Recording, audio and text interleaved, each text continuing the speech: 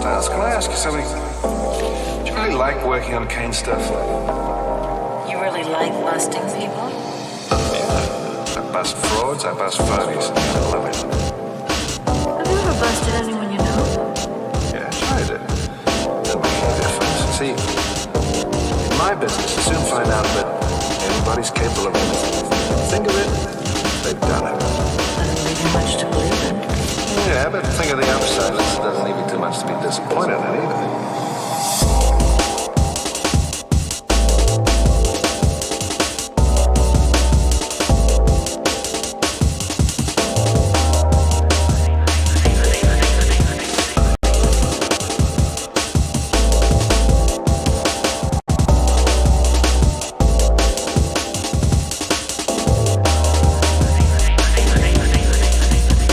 The sooner we're off the planet, the better.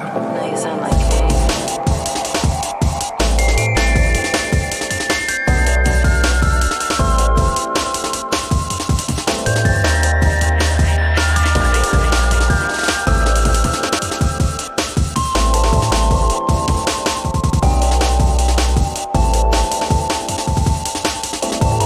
You really like busting people?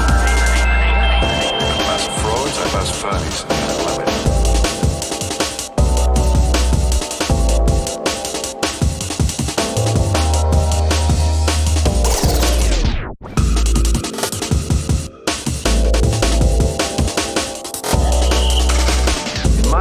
Soon find out that everybody's capable of anything.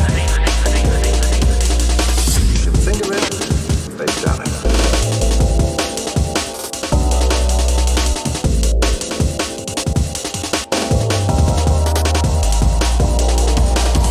Doesn't leave you much to believe in. Yeah, but think of the upside. It doesn't leave you too much to be disappointed in either.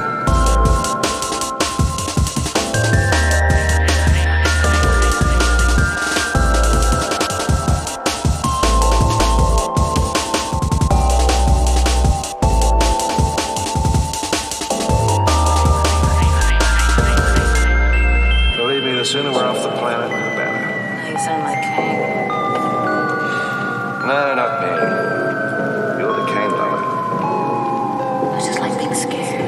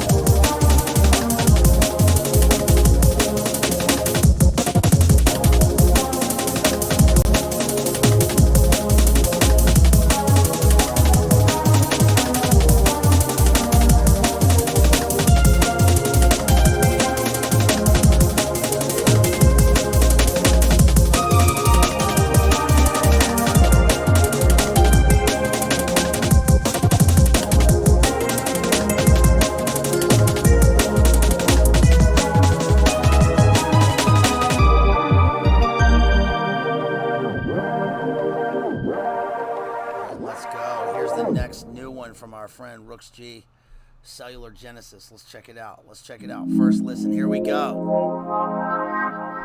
We're almost ready, y'all.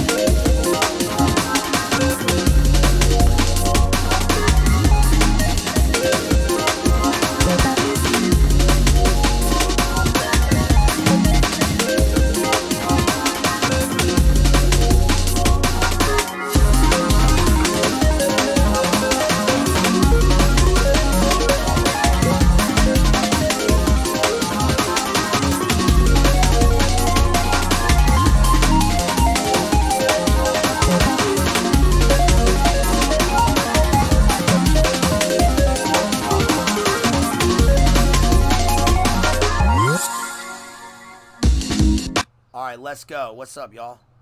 What's up? Doing a little golf streaming today. Doing a little afternoon golf streaming. I'm going to try to not lean over and talk to the microphone the whole time. Shouts out to everybody who's joining me in the chat there. I'm having a little camera problems here, so if it glitches out, I got the GoPro hooked up as the camera here, but It keeps glitching out. It's because of the heat, y'all. I'm down here. Yeah, I can't do anything about how it's close up. I can't. There's no way to change it. So that's why I had it on GoPro. But it's so hot down here that the GoPro heats up. I mean, even just sitting here. So I hope everybody's doing well out there. Today we're covering Ernest Hemingway. I thought this would be appropriate for today because it's 4th of July weekend coming up. It's, of course, coming up. It's Bastille Day. Bastille Day and 4th of July weekend, close to each other in July. And this is appropriate because Ernest Hemingway takes place, these two books take place mostly in Paris, especially A Moveable Feast. So we've got, first I'm mainly going to cover A Moveable Feast, which is Ernest Hemingway's 1964. I got to put my cap on. It's too hot out here.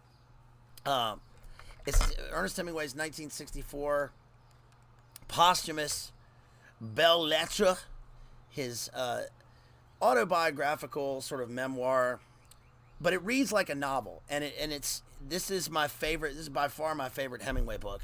And then we're also going to talk about The Sun Also Rises, and of course, The Sun Also Rises is important because it takes place in Paris, but also in Spain. It takes place in Pamplona and San Sebastian. And it's called The Sun Also Rises, partly because it's an ecclesiastical title, as we'll see from the epigraph, but also because Spain is the land of the setting sun, right? The Hesperides.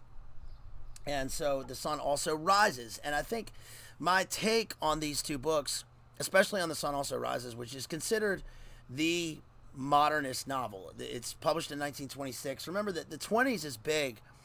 The 1920s is a huge period. Because we've got the publication of The Wasteland by T.S. Eliot, which we've covered. We covered about half of it in one stream. There's 5 sections to The Wasteland, but we've also covered Eliot in a bunch of other streams. I mean, he's come up recently with the Ocean Gate stuff because of the end of the love song of J. Alfred Prufrock, but also the publication of The Great Gatsby. And we've done The Great Gatsby. We did Jeff Stein McEffrey and The Great Gatsby. And in our thumbnail pick here by the wonderful, he's a wonderful guy. He's a special guy. He's really something special. Our homeboy, IPAC Arts, IPAK.arts on Instagram, threw in F. Scott Fitzgerald there in the thumbnail because Fitzgerald plays a major role in A Moveable Feast. And this book is really great because we get an insight into some of these characters, some of the most famous characters of the 1920s and the Lost Generation, especially Fitzgerald. The biggest section really is devoted to Fitzgerald. Probably second biggest is to Gertrude Stein. And I'm going to talk about Gertrude Stein in a number of different scenarios and how she plays a role in terms of the Lost Generation. She actually coins the term the Lost Generation, and we're going to see that in Ernest Hemingway's A Moveable Feast. So let me just give you my take about Ernest Hemingway first, because we've also covered Hemingway. We did In Our Time and A Farewell to Arms. And so it's appropriate that we get to The Sun Also Rises because it's considered Hemingway's greatest book. It's his first novel. In Our Time is vignettes and short stories, and this book really bursts onto the literary scene. And we're going to talk a little bit about Hemingway's tutelage as a journalist and how that sort of develops his iceberg theory of prose, and also what the Lost Generation means. I mean, what is this? What does the term mean? We often hear this. There are really 3 terms to describe the 1920s. There's the flapper era, there's the roaring 20s, and then there's the Lost Generation. Of course, the Great Depression follows the 1920s, and it's important to look at this in a historical context, but also in a metaphysical and in a figurative context, because Hemingway's writing is so strong, and he really defines this entire generation with his prose. I mean, it's really amazing. We can think of other artists who also play a role in A Moveable Feast, such as the Surrealists, Pablo Picasso, all these people that come out of the 1920s, Max Ernst, Man Ray. We've also covered, by the way, Midnight in Paris, the Woody Allen movie, which is about the Lost Generation. That movie, again, is really great because his script writing, his screenwriting in that movie takes a lot. Basically, what he did was Woody Allen just read A Moveable Feast and then just transcribed it into the screenplay mainly for the parts about Hemingway, right? If you can write one true sentence. And so here are my thoughts about Hemingway just to begin with. I remember early on in the life of this channel, as we call it, that I stated that I wasn't such a big fan of Hemingway, and that I kind of go in cycles. This is me personally. I go in cycles, and I'm not just giving you my personal opinion. I think this is probably, this can stand for the way other people feel about Hemingway, or the way that we sort of think about artists and how our own tastes develop. But I'm not just doing a basic criticism here or a review of the books. There's no point in doing a review of the books. They're both in the canon, and they're both, considerable works of literature. A Moveable Feast, not so much in terms of what critics think of it, but it's my favorite book. But I've come to appreciate and love Hemingway again. And so I didn't like Hemingway, then I liked him. Then I didn't like him, then I liked him. Then I really hated him. And now I've come to this place again where I'm sort of seeing through some of the impressions that I had of him before, and I think I'm really starting to understand the soul of his writing. And what that means basically is that, this isn't coming from like a person who just has a taste of literature or something like that. I've read a lot of Hemingway, and I've read Sun Also Rises, I think 3 or 4 times. Moveable Feast, I've read 4 or 5 times. And one of the most memorable times was I read both books before I read A Moveable Feast again before I went to Paris in January of 2001. And then I reread Sun Also Rises before I went to Spain in spring of 2004. So they gave me a locus, a place location, a spirit of the place in a way that I couldn't get from other writers. And that's sort of a double-edged sword, because what that means to me is that, it's important that you get an understanding of a place from classic literature. The book is 100 years old. At that point, it was, 80 years old. But 80 and 60 years old. But it's important that we have works now, because the Paris of now is obviously not the same as the Paris of the early 2000s or the Paris of the 60s or of the 20s. Now, in a way, it is, because the great cities of the world keep their sort of spirit. That spirit is alive in the architecture and the art and the way that culture moves. But it also changes, because obviously we live in a completely different world now, post Big Nine era. And it's strange that I went to Paris before Big Nine and I went to Spain after Big Nine. And I would like to go back to Paris, but things change so much. I mean, you look at the stuff that's happening now, obviously, and whenever any of this stuff happens, and the globalist onslaught, you pray for the people, the good people of those places. Pray for all those people, but it's pretty crazy. I don't know if you guys have seen any of it, but that's sort of neither here nor there in terms of what we're talking about in the literature. So I've read Old Man in the Sea. I've taught Old Man in the Sea for like 16 years, so I'm not going to do Old Man in the Sea, because I've read the book probably 100 times, and so I'm not going to really go over that book, because the book is also it's complex, but it's also elementary. So before I even get into an analysis of that book, I'm just going to stop right there, because we're just going to focus on these. But so what I was saying is basically that my analytical understanding of Hemingway as a writer has sort of evolved over time, and it's changed. And one thing that I get out of his writing now is, number one, it's something that Orson Welles said in his interview. He was being interviewed about Hemingway, and he was I think 16 years younger than Hemingway, but he's a Hemingwayan character. I mean, you just look at him and he has the same sort of aesthetic. And he also narrated not The Old Man of the Sea. Spencer Tracy stars in The Old Man of the Sea, but he narrated something from Hemingway. I can't remember off the top of my head right now. But they're two similar characters, and they knew each other, and they were in these sort of same literati circles. But something that Orson Welles said about Hemingway that's important is that what a lot of people don't get in terms of his writing is his humor.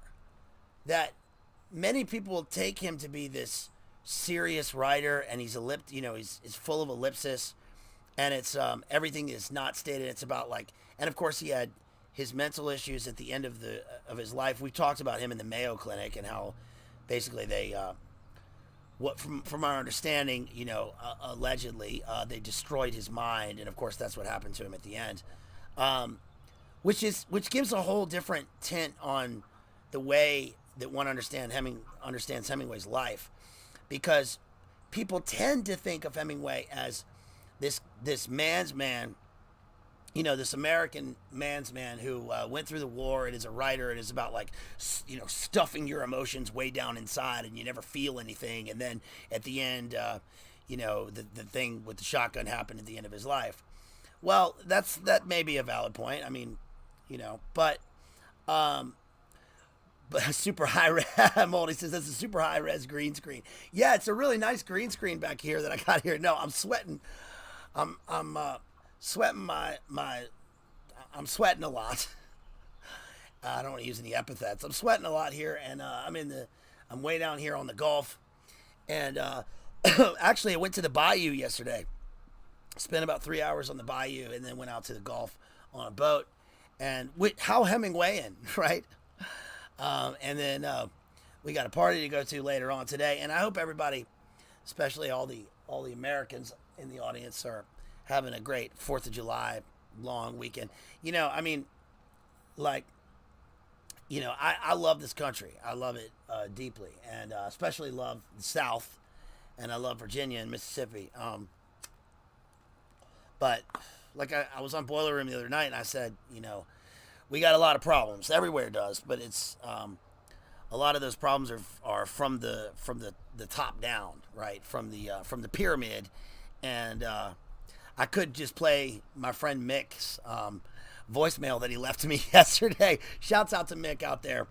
Mick's probably working right now, Technora Graphics, and he left me the best voicemail of all time, and he said, we need to get you out of there. I know they're blowing benzene up there at you in VA. We need to get you down here where you can see a real sunset, because God made sunsets. And and that's true. But this is a great country, and I love it. And I can especially say that from I think a fairly unique perspective, because I've lived a significant portion of my life in other parts of the world, and so I have a different sort of take on what it means to be an American. Now, in terms of literature, that's probably a hot take. I know people probably, whether you feel the same way or not, I know you know what I'm saying, but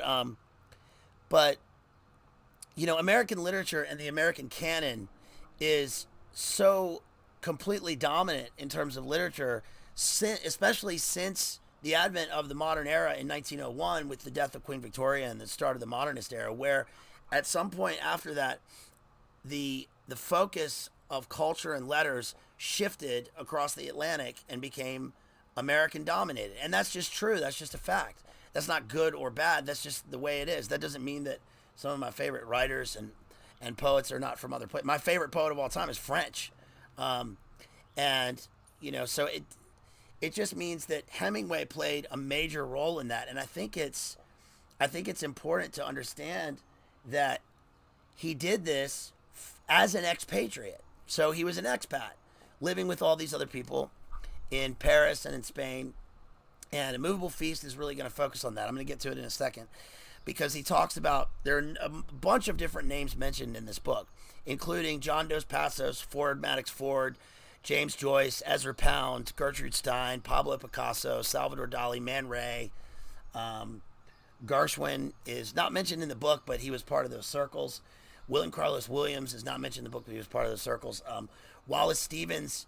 Remember I talked in the last Hemingway stream about the great poet Wallace Stevens. They considered one of the great poets in the canon, one of the great American poets, who was he was an executive. I can't remember what he was an executive, whether he was a bank executive, but he was an executive of some kind. It's kind of like T.S. Eliot. He was a big man and lived down in Florida. And then, of course, in Key West, he and Ernest Hemingway got into a fist fight, and Hemingway whooped his ace. So I think that's a funny story. But Wallace Stevens did praise Ernest Hemingway. I think it was before that, and he talked about how Hemingway was the greatest American poet. And that's that's interesting because, again, we get this sense of American literature does something strange with Walt Whitman. Walt Whitman is the great 19th century poet, in Song of Myself and Leaves of Grass. And really with Song of Myself, what he does is he changes poems, especially from the early 19th century where we had the best words in the best order, in verse lines. Verse means to turn. Remember, it's like a plow turning at the end of the line when you're farming. And Coleridge and Wordsworth and the Romantics, and then going into the Victorian era where it's sort of just neo-romantic in many ways, with Alfred Lord Tennyson and then Gerard Manley Hopkins. But what happens is the Victorian period is so long and is so full of the colonial wars and the Franco-Prussian War and the American Civil War, and there's so much that happens during the Victorian era, and it's so long that eventually artists have this strong reaction to it, and then combined with mechanization and the advent of the Industrial Revolution, we get utter modernity, utter modernism. And Hemingway is one of the writers that really puts us in that mode. And that's interesting because his books are not really about industrialization as such. It's kind of, if anything, those are a strong looming background because of World War I. World War I is the mechanized war, right? The tank, aviation, the machine gun, chemical warfare, they really become a thing during World War I. And what Hemingway does great is he takes all of the mass of World War I and just he compresses it down into this little ball. But that microcosmic ball is at the back of these characters' minds, and it's never really spoken of. But it's this looming thing that, for instance, in The Sun Also Rises with Jake Barnes, the protagonist Jake Barnes, we know that he's been wounded in the war, and we know that he has given his life in the war. We're going to talk about what that means. But this is a completely modern thing. It's also ironic that A Moveable Feast is a book of belles lettres, because if we have the aesthetic quality of literature in a book, that is kind of the opposite of what Hemingway's doing. He doesn't write decoratively like they do in the Victorian era. Almost none of it is decorative. It's all useful and utilitarian. But in that mode, he goes to the extreme, and then it becomes this kind of spare, terse poetry, which is beautiful. Okay, so to summarize all that, what I said was basically that my impression and my feelings about Ernest Hemingway as a writer have changed, and I'm sure they'll change again. I was particularly annoyed and put off with the modernist aspects of his writing for a long time. It really put me off. But I'm coming to a new appreciation. Maybe it's because I'm older, but it's the things that aren't spoken and that aren't said in his writing explicitly that are really powerful. They really kind of strike you in the heart, especially with In Our Time and A Farewell to Arms. I mean, those are two beautiful books, and there's so much loss and heartache that is unspoken. And to me, as now that I say a little older, I mean, it's only been a few years since I read them last, but there's this thing that occurs with you. Maybe it's just a thing that occurs, with you as a man, but there's this thing that occurs where, I've been through this a lot this past year, where you really realize, as if you're neural linked, or as if you're shot with a diamond bullet right in your forehead, right? There's this thing you realize where you know that death exists, you live in a fallen world, but you got to keep on living. And what's strange is that I opened up this copy of The Sun Also, of A Moveable Feast, and it's a used copy, and there's a program for a soldier, a U.S. Army soldier, who died in 2008, and there's a prayer on the back, and in the little leaflet, you get this when you go to a funeral, and in the leaflet it talks about the the Paladin howitzer and the might of the United States military and all that stuff. But what struck me was that it's like this was a real guy. I didn't know this guy. It's from a used copy of a book, and I didn't know this guy, but somebody was reading this book and had this in the book because they related to it, and I just thought that was just strangely prescient and like beautiful in a way, because the book is about war, but it's not about war. And Hemingway was in the war, but he wasn't in the war. He was a journalist covering the war.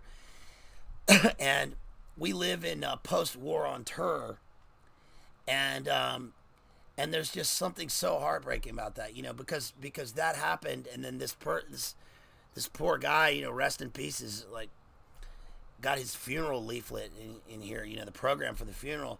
And we got to keep on living, so it's bittersweet, right? So I'm sure my thoughts about Hemingway will change in the future, but I just thought that was important to point out. And the other thing is that A Moveable Feast is funny. Both books are really funny. They're the way that he writes appeals to my own sense of irony, not sarcasm. He's never sarcastic, but my own sense of irony and kind of the satirical, almost absurd nature of what he's going through as an expat. And I can relate to that in a number of ways. And you're when you're an American and you live in a foreign country, especially for a significant period of time. I'm not talking about like study abroad or something. That's fine. But I'm talking about when you only know Americans, or sorry, when you're an American, you only know locals. Like, for instance, if you move to Northern Ireland, you only know, people from Northern Ireland, or you only know the English. When you live in England, you don't know any other Americans. You develop this sense of pride in a good way, about your own country and where you come from, because you're the only person that is there to kind of take that stand in a way. And it makes you appreciate the things that you have. It really makes you appreciate the things that this country has. I'm not trying to go on some kind of patriotic rant. I'm just saying it makes you, yes, she's handing me, yeah, she is. Shouts out to my sister, who's really taking care of me and handing me stuff off camera here. Shouts out to her. But it makes you appreciate not only the amenities and the little things, but it makes you appreciate, your family and friends and where you come from. Anybody from any country would do that, being surrounded by people from other countries in another place. But I think it's especially prescient as an American. And so I'm going to go into A Moveable Feast here. And I'm not here to recommend books again, but if I were to recommend one book of Ernest Hemingway, especially something to read now that it's summer, do your summer reading. Summer reading is great when you don't have to, right? Now that we're grown people, when we don't have to read the books. This book is truly fantastic. It is so funny. It's so well written. It's so honest. It's so good. It has this sort of manly spirit about it, where it's like here's my thesis for this. The lost generation, as I've now come to realize through these books, is almost a misnomer, because that's the way that society sees the generation in post-World War I as completely what's going to become the postmodern landscape after 1945, and what Eliot sees in The Wasteland. And I've always had this feeling, like with The Wasteland, that the poem is positive. It includes so much brokenness in it, but there's this positive spirit about the poem, because it's about getting through it and traversing the Valley of Ashes in Gatsby, or The Wasteland in T.S. Eliot. It's about traversing that and getting to the other side, and you keep on living. And so The Sun Also Rises is about how in the West, the sun sets in the West, but it also rises again, and there's hope, right? There's always hope. And in fact, in that book especially, he talks about how he prays, and this blew me away. I had forgotten this part of the book, that there's a part in the book where Jake Barnes is talking to the one of the women in the book, and she criticizes him for his Christianity because she's the new woman. She's the modernist woman. And that's the reason, I'm going to get to this, but this is the reason why in the book, as soon as she goes after the matador, they go to a bullfight, and then she goes after the matador. She wants to sleep with the matador. And Jake Barnes says, please tell me she didn't go do that. Because he knows it'll all be ruined. Because he knows that they'll break up, and that she's going to kind of ruin his what do you call it? His esprit de corps, his zest for living, and that doesn't happen in the book, which is crazy. But she does that to she leaves this wasteland behind her everywhere she goes, and she criticizes him for his Christianity, and he says he goes and he prays, and then she says something like, she makes a derogatory and blasphemous comment about Christianity, and he says, she says, something like, what do you think God did that or something? And he says, well, I think a lot of people think about God. And I found that to be just a happy accident in the book. I mean, that was really something, it was really something special, folks. So, okay, so I'm going to stop blabbering here and try to get to A Moveable Feast. So here's what A Moveable Feast is about. Again, this is published posthumously. Hemingway worked on this book in Cuba, in Spain, in France. He worked on it over a period of time for a number of years. And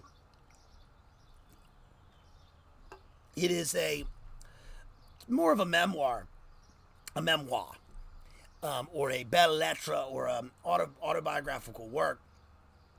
And it's written in the first person, and it's Hemingway himself. Of course, as I've said before, once a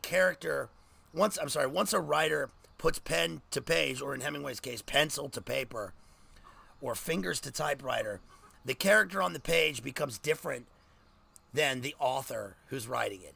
It becomes something that is almost immortal, because the books are living, immortal in a sense, because the books are living forever, and because 100 years later or 60 years later, we can get a direct line from Hemingway's brain to our brain, and we get his voice.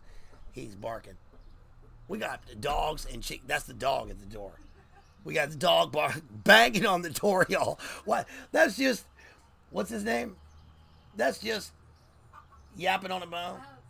That's just snots yakking on a bone, right?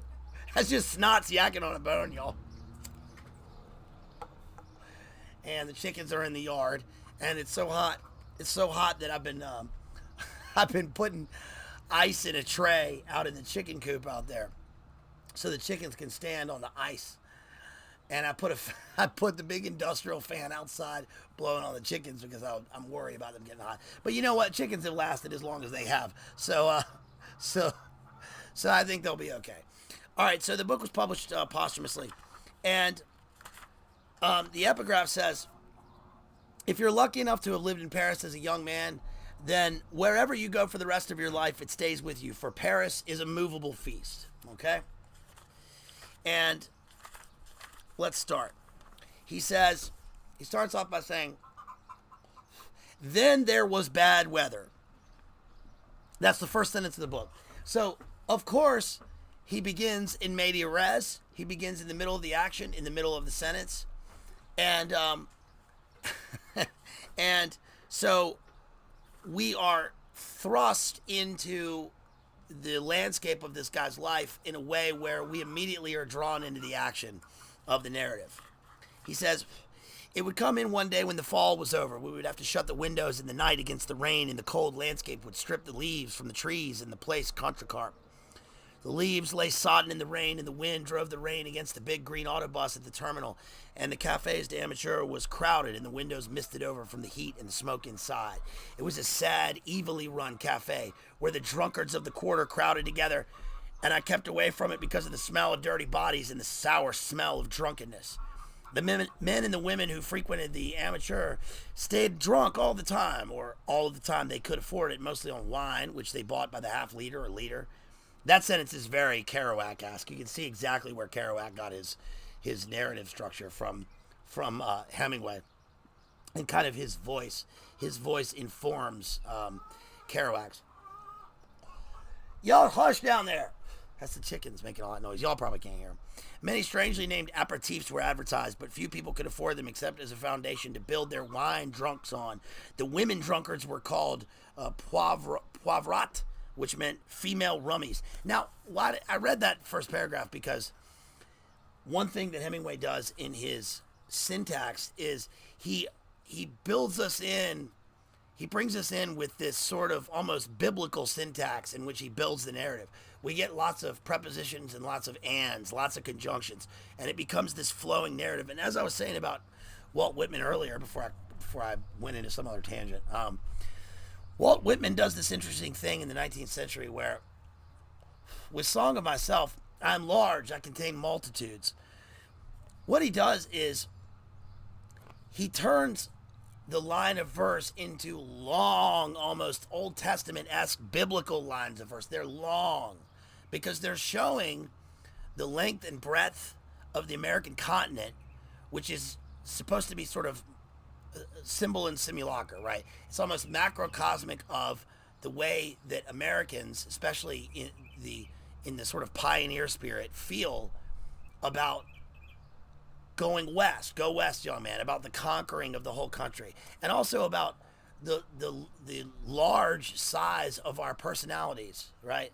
In generally speaking, or at least maybe what other people think about us, and about our industrial spirit, about the way that we do things, the way that we get things done. You would probably in the old days, you would call this the American sort of Protestant work ethic, but as we've discovered, even on this channel, the American religion seems to be more of what Harold Bloom calls, the American religion is a sort of blend of Pentecostalism and Gnosticism.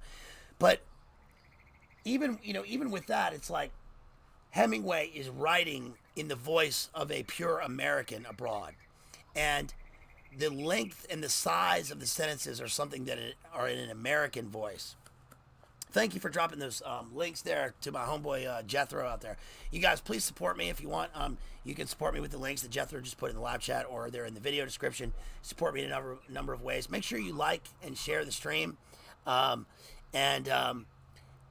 please, if you want to see me on somebody else's stream, let them know. Drop it in the comments. I need to talk to Jerry because Jerry and I need to do our sponsor stream from Kristen, which is the Vincent Price stream. And I'll be doing the Boccaccio's Decameron sometime next week when I get back home. And we got a bunch coming up. Of course, you can also catch me on Boiler Room. I've got the Boiler Room links on Rockfin in the video description. I don't know if I'll be on there this week because I got an early flight right after that. But yeah, we got a lot coming up. And again, if you want to see me on somewhere, I'd like to do a Southern Gothic stream. And so I'm gonna see maybe if Jay wants to do that because he just recently covered Flannery O'Connor. So we'll do Flannery O'Connor and Poe if I can catch him because he's so busy with the LA event this weekend and all that. So if you want to see me on somebody's channel, it was, by the way, just a side note, it was great to see Tristan and Jay. It felt like the old days, right? Tristan's been busy down there in Venezuela with his farm, but Tristan's always great, especially on Instagram, Primal Edge Health. So, yes, please, if you want to see me on somebody's stream, please let them know. So, here we get to, on pages 20 and 21, we get to Hemingway talking about how to write. And this is interesting because this becomes sort of self-aware, almost meta here, but this is great instruction on how to write. And he says, it was wonderful to walk down the long flights of stairs knowing that I'd had good luck working. I always worked until I had something done, and I always stopped when I knew what was going to happen next. That way, I could be sure of going on the next day. But sometimes when I was starting a new story, I could not get it going. I would sit in front of the fire and squeeze the peel of the little oranges into the edge of the flame and watch the sputter of blue that they made. Now, oftentimes we think of Hemingway in sentences as almost simple sentences, right? Subject, verb, noun, verb, noun, verb. Later part of this book, he talks about how Ezra Pound told him to have a healthy awareness and what's the word he uses? A healthy mistrust of adjectives, which is true, because the noun and the verb are the two parts of speech that really carry the sentence and all action. The adjectives are just kind of added fluff. Now Hemingway, of course, uses he uses the very adverb, the qualifier, so much in his writing, but he does that for poetic license, and I'm going to get into that in a little bit. But we see with these sentences that they're longer, which in a way, this is probably an extended figurative thought about the characters in the books and the Lost Generation. But to me, this gives us insight into his worldview in terms of the length of life. Okay, because the poetic line, every poetic line of verse, every line of verse is it's a lifetime, it's a lifeline. And so when you line break and you go on to the next line, it's like you're discovering a new world. And prose, of course, is not written in stanzas, it's written in paragraphs. But prose, it's almost like it's such a modern thing. It's a modern I mean, yes, Cervantes wrote Don Quixote, right, contemporary with Shakespeare. But in terms of the novel and onward from Daniel Defoe, we've covered Crusoe, of course, from J.M. Coetzee, which is a retake of Daniel Defoe. But we get this we get a length of life. Life is extended through the size of the paragraph and even the size of the sentences, the length of the sentences. So it becomes hopeful to me in a way. It's like subconscious hopefulness, if that makes sense. He says, and I love the image with the orange peel glowing blue in the flames of the fire. That's the kind of specific imagery that only a poet can create. You don't. That's one sentence. It's one of my favorite sentences in this whole book. It's one sentence that it's like, it's so beautiful because it's destructive but also creative. He's creating the sentence and he's creating this spark from the flames of the fire that will be created for his voice in the book, but it's also destructive. He's destroying the orange peel, and yet we get this kind of creative force that comes from it. Destructive in a figurative sense. I mean, it is literally destructive because he's burning the orange peel, but it becomes almost more figurative. That doesn't mean ordo ab chao. It just means that we get specific imagery that only a poet, I think, can create in this book. I never would see any kind of imagery like that in people that are contemporary with Hemingway writing in American literature. Maybe someone, but I don't know if there's anything in like John Dos Passos that is that beautiful. And he says, I would stand and look out over the roofs of Paris and think, do not worry. You have always written before and you will write now. All you have to do is write one true sentence. Write the truest sentence that you know. So finally, I could write one true sentence and then go on from there. It was easy then because there was always one true sentence that I knew or had seen or had heard someone say.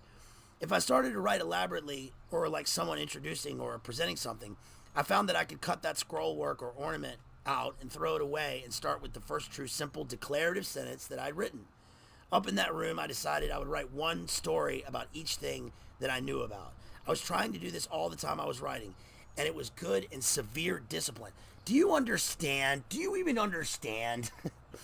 Do you even understand how beautiful that is? Do you understand how amazing that is that he says something like that? I mean, that's incredible. What he's doing there is he is showing us in real time the process of how to become an artist. And he's saying basically that one has to go back to the building blocks of literature itself in order to write anything. Because let's face it, like most writing is honestly trash, and that's fine. That's why it's not in the canon. That's why we don't consider it literature. But you're lucky to get one great sentence out of, if you can get one great sentence or even one word from a book or from a work of literature or from some trash novel that you read, then I think you consider yourself fortunate. And what Hemingway is saying is that he has to forget all of the things that he knows about what a writer does and start over from something that's true. And what does that mean? Something that's true. Man, there's oh, they got the dump trucks back there, y'all. You probably can't pick it up here. I got my shouts out to my friend Rollin who got me this snowball microphone that we did the Apocalypse Now stream on last year. But I brought that on the trip because I couldn't bring all the other stuff, and I'm on the beta laptop. The GoPro is overheating. I'm it's still hooked up, but I'm afraid to turn it back on because it probably won't work. It's just too damn hot out here, y'all. It's like 115 degrees with the heat index. So, if you're in this country, you know what that's like, I guess. Unless you're up north, maybe you don't have heat like that. It's not even the heat; it's the humidity. Everybody knows down here it's the humidity. I'm spilling my Red Bull everywhere. But there's a lot. Winds blowing ashes all over me. There's a lot to be that's made of Hemingway as a journalist, especially as a sports journalist, and how that influenced his writing. And all of that is important. It's obviously important because it gives us. It's kind of like what the critic Hugh Kenner said about Ezra Pound, which is that.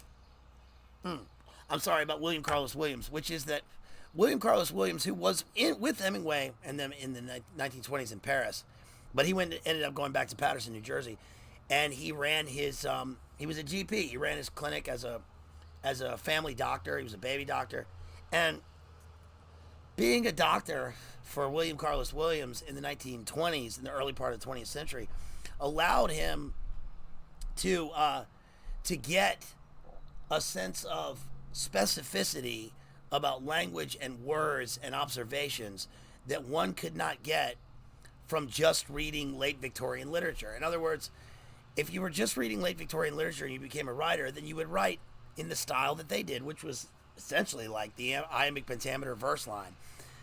But like Ezra Pound said, with Harriet Monroe and his and Poetry Magazine and his early magazines as a kind of kingmaker for literary characters in the early 20th century, one has to make it new. You have to take the old things and say them in a way that they haven't been said before, and not only one that's important for the generation and for the contemporary time period, but one that will last forever, because literature in all senses, even if it's prose, is supposed to be the best words in the best order. Right? The best words in the best order. Diction and syntax together creates art in a literary form. So he says, it was in that room too that I learned not to think about anything that I was writing from the time. I stopped writing until I started again the next day. That way my subconscious would be working on it, and at the same time I would be listening to other people and noticing everything. I hoped I would read so that I would not think about my work and make myself impotent to do it. It's interesting, the idea of impotence, because that's going to play a role in The Sun Also Rises. Going down the stairs when I had worked well and that needed luck as well as discipline was a wonderful feeling, and I was free then to walk anywhere in Paris. That's just the recycling man back then.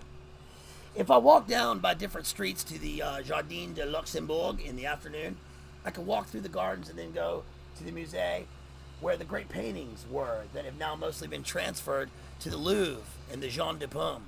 I went there nearly every day for the Cézannes and to see the Manets and the Monets and the other Impressionists that I had first come to know about in the Art Institute in Chicago. I was learning something from the painting of Cézanne that made writing simple, true sentences far from enough to make the stories have the dimensions that I was trying to put in them. I was learning very much from him, but I was not articulate enough to explain it to anyone. Besides, it was a secret. But if the light was gone in the Luxembourg, I would walk up through the gardens and stop in at the studio apartments where Gertrude Stein lived at 27 Rue de Fleur. So now he's going to talk about Gertrude Stein. And Gertrude Stein is a pretty amazing character, because Gertrude Stein and Alice B. Toklas, on the one hand, are these two characters who are obviously, whoa, I'm sweating, boy. Gertrude Stein and Alice B. Toklas are two characters who are obviously bulwarks or monoliths of the 20th century, let's say, peacock stuff that goes on now, right? With the many variations of flags. And Gertrude Stein even talks about this in the book. But in this book, what's interesting is, and I brought this up on Boiler Room, is look at how things have changed over the years.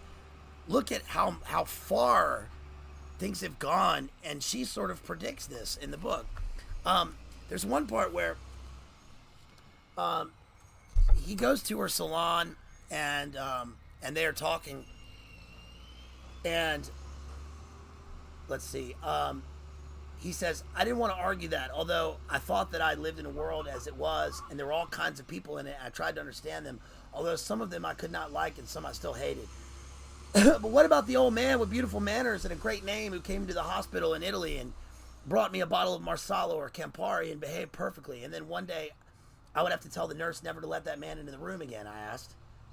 She says, those people are sick and cannot help themselves, and you should pity them. We're talking about fake and gray stuff here. Should I pity so-and-so, I asked. I gave his name, but he delights in giving it himself that I feel there's no need to give it for him. No, he's vicious. He's a corrupter, and he's truly vicious. But he's supposed to be a good writer. She says he's not. He's just a showman, and he corrupts for the pleasure of corruption, and he leads people into other vicious practices as well. Drugs, for example. And in Milan, the man I'm to pity was not trying to corrupt me. Don't be silly. How could he hope to corrupt you? Do you corrupt a boy like you drinks alcohol with a bottle of Marsala? No. He was a pitiful old man who could not help what he was doing. He was sick, and he could not help it, and you should pity him.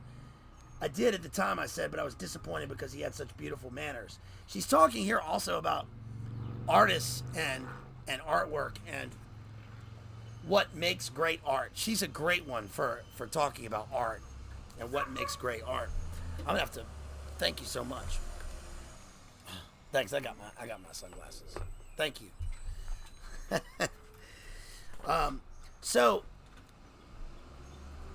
y'all, my mane here is getting so hot. I'm gonna have to cut all this hair off this week. I'm getting tired of it, so I'm gonna have to cut all this hair off because it's just too hot and humid. So so what she's talking about here is great art and how to appreciate great art and what is great art, and what Hemingway is going to say here is that they're talking about fake and gray stuff, and he says he says basically that, well, I'll read you what he says, and then I'll give you some commentary on it. She says you've met known criminals and sick people and vicious people. The main thing is that the act male homosexuals commit is ugly and repugnant, and afterwards they are disgusted with themselves, says Gertrude Stein, right? They drink and take drugs to palliate this, but they are disgusted with the act, and they are always changing partners and cannot really be happy. I see. She says, in women, it's the opposite. They do nothing that they are disgusted by, nothing that's repulsive, and afterwards they're happy, and they can lead happy lives together. I see, I said, but what about so-and-so? She's vicious, Miss Stein said. She's truly vicious, so she can never be happy except with new people. She corrupts people. I understand. You're sure you understand, she says. So what she's talking about here is she's kind of teaching him about sexuality in 1920s Paris, and we know that the 1920s is the prototype for the free love movement of the 1960s, right? And of course, this gets disseminated by and promoted by Tavistock and all these people, but she's talking about the way that artists live in their sort of society, and it's interesting that even she says about the modernist woman, which is going to be the main character in Sun Also Rises later on, that these women sort of conquer other people, and it's not because they're disgusted with themselves. It's because they only exist. It's like Jean-Paul Sartre said: to eat is to appropriate by destruction. And Hemingway talks about the creepers, because he says at one point that when you are a young man in the company of older men, like he was in the military, that one has to be always armed with a blade of some sort, because they will always try and creep and be disgusting creeps.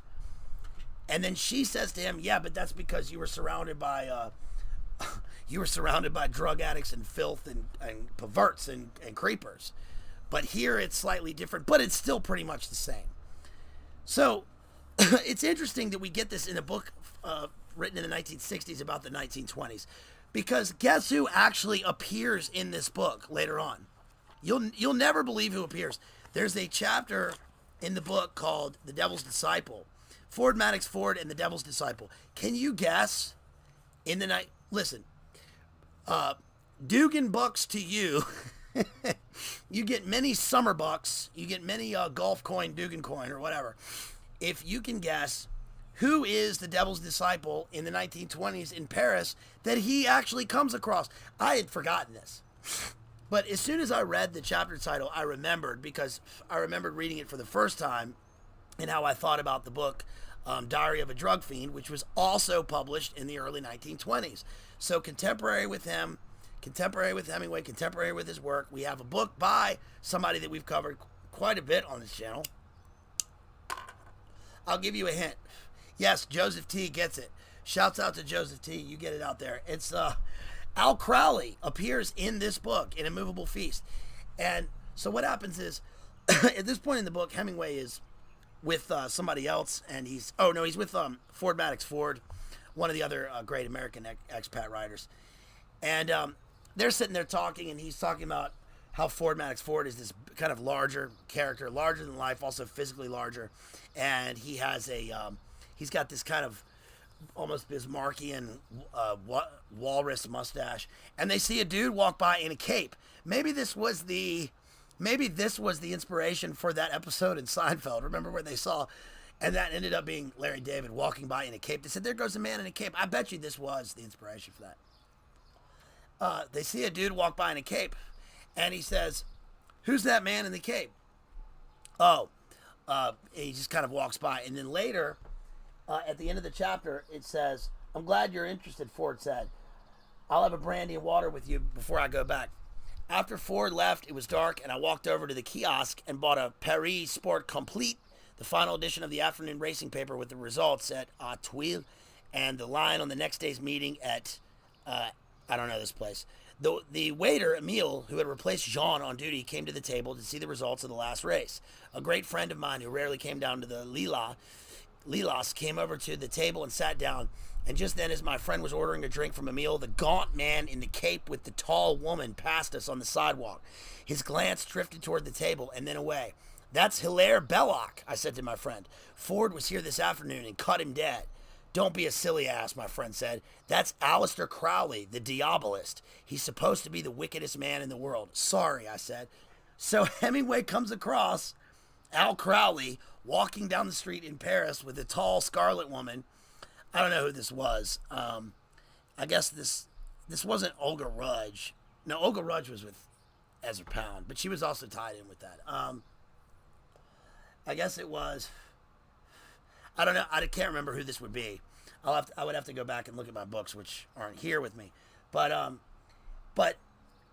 Crowley did spend a significant period of time on one of his European tours in Paris, and of course, it's kind of like Down and Out in Paris and London, right? With in Orwell, or like, A Tale of Two Cities. It's part of the continental tour, and Crowley, of course, spent a lot of time in Paris and Berlin, especially in the 1920s. And this is around the period when he was hiking Kanchenjunga and Chogo Ri, and he was gaunt. He was a skinny guy at this point. But remember, Diary of a Drug Fiend, his novel, The first one whole section of the book is about his addiction to heroin, and then the next part is his addiction to cocaine.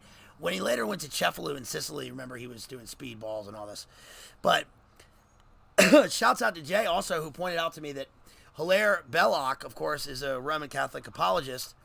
And so what I think is interesting about this is that this is kind of what we get in American Psycho, and we also get it, by the way, in Bonfire of the Vanities, and in any work about a major metropolitan area where there are well-to-do people, there are elites, and then there are lower classes of people, and they're kind of slumming it. We often, and then there's, especially if there's like drugs and alcohol involved, and it's the 1920s or the 1960s or whenever, we often, or the 1980s, we often get this mistaken identity. Remember in American Psycho, hey, Halberstram, right? Yes, that's right, Paul, right? And so people's identities, it functions as a sort of post-postmodern ego death, but we also see it as a sort of, submersion of the identity into the place or into the economic feelings of the time. And so like in this, what I think is interesting is that the Roman Catholic apologist is mistaken for Aleister Crowley. But what's really interesting for me is that if you remember during the stream with David Patrick Carey, Church of the Eternal Logos, where we did Raiders of the Lost Ark, Indiana Jones, remember Belloc. René Belloc is the French archaeologist who is a stated kind of nihilistic Nietzschean atheist, but then is searching for artifacts so that he can use his thelemic true will to have these kind of occult superpowers and transcend everybody else's sort of existence. And that, the way that that's seen in the movie is the last scene in the movie when they open the Ark and Belloc is adorned with Otio-esque garb, right? He's got kind of an Eastern hat on, and he's got the staff, and he's got the breastplate. And to me, that always seemed like it would be occult magic. Like he's in the garb of an occult magician or an Aleister Crowley. I even said that in the stream. And of course, I think it's interesting that Aleister Crowley's name in this, he's confused with somebody named Belloc. So I just thought that was interesting. Probably accidental in terms of George Lucas and Spielberg and Lawrence Kasdan and the writers of and creators of Raiders of the Lost Ark. But that also does take place, remember, in the pre-World War II and then mid-World War II era. Crowley died in, 1947? So, and of course, there's Richard Spencer's book, not that Richard Spencer, but Richard Spencer, the doctor, Dr. Richard Spencer, the PhD, in his book on Aleister Crowley, Secret Agent 666. And then we also covered that in the Do What Thou Wilt biography of Aleister Crowley. And there's another one. I have a few different biographies of Crowley, but I just think that that's an interesting sort of nexus point in literature. And of course, all literature and great literature always connects with itself. We see that because it shows great literature shows us truth that factual biographies often don't, or that histories of a place can sort of, we lose that in the greater sense of the biography. Whereas in fiction, or even in this, which is autobiography kind of with a guise of fiction on top, we hit on a truth that seems to be more visceral than we do in a straight biography. So, could have been intentional, who knows? I don't know. But I just think that,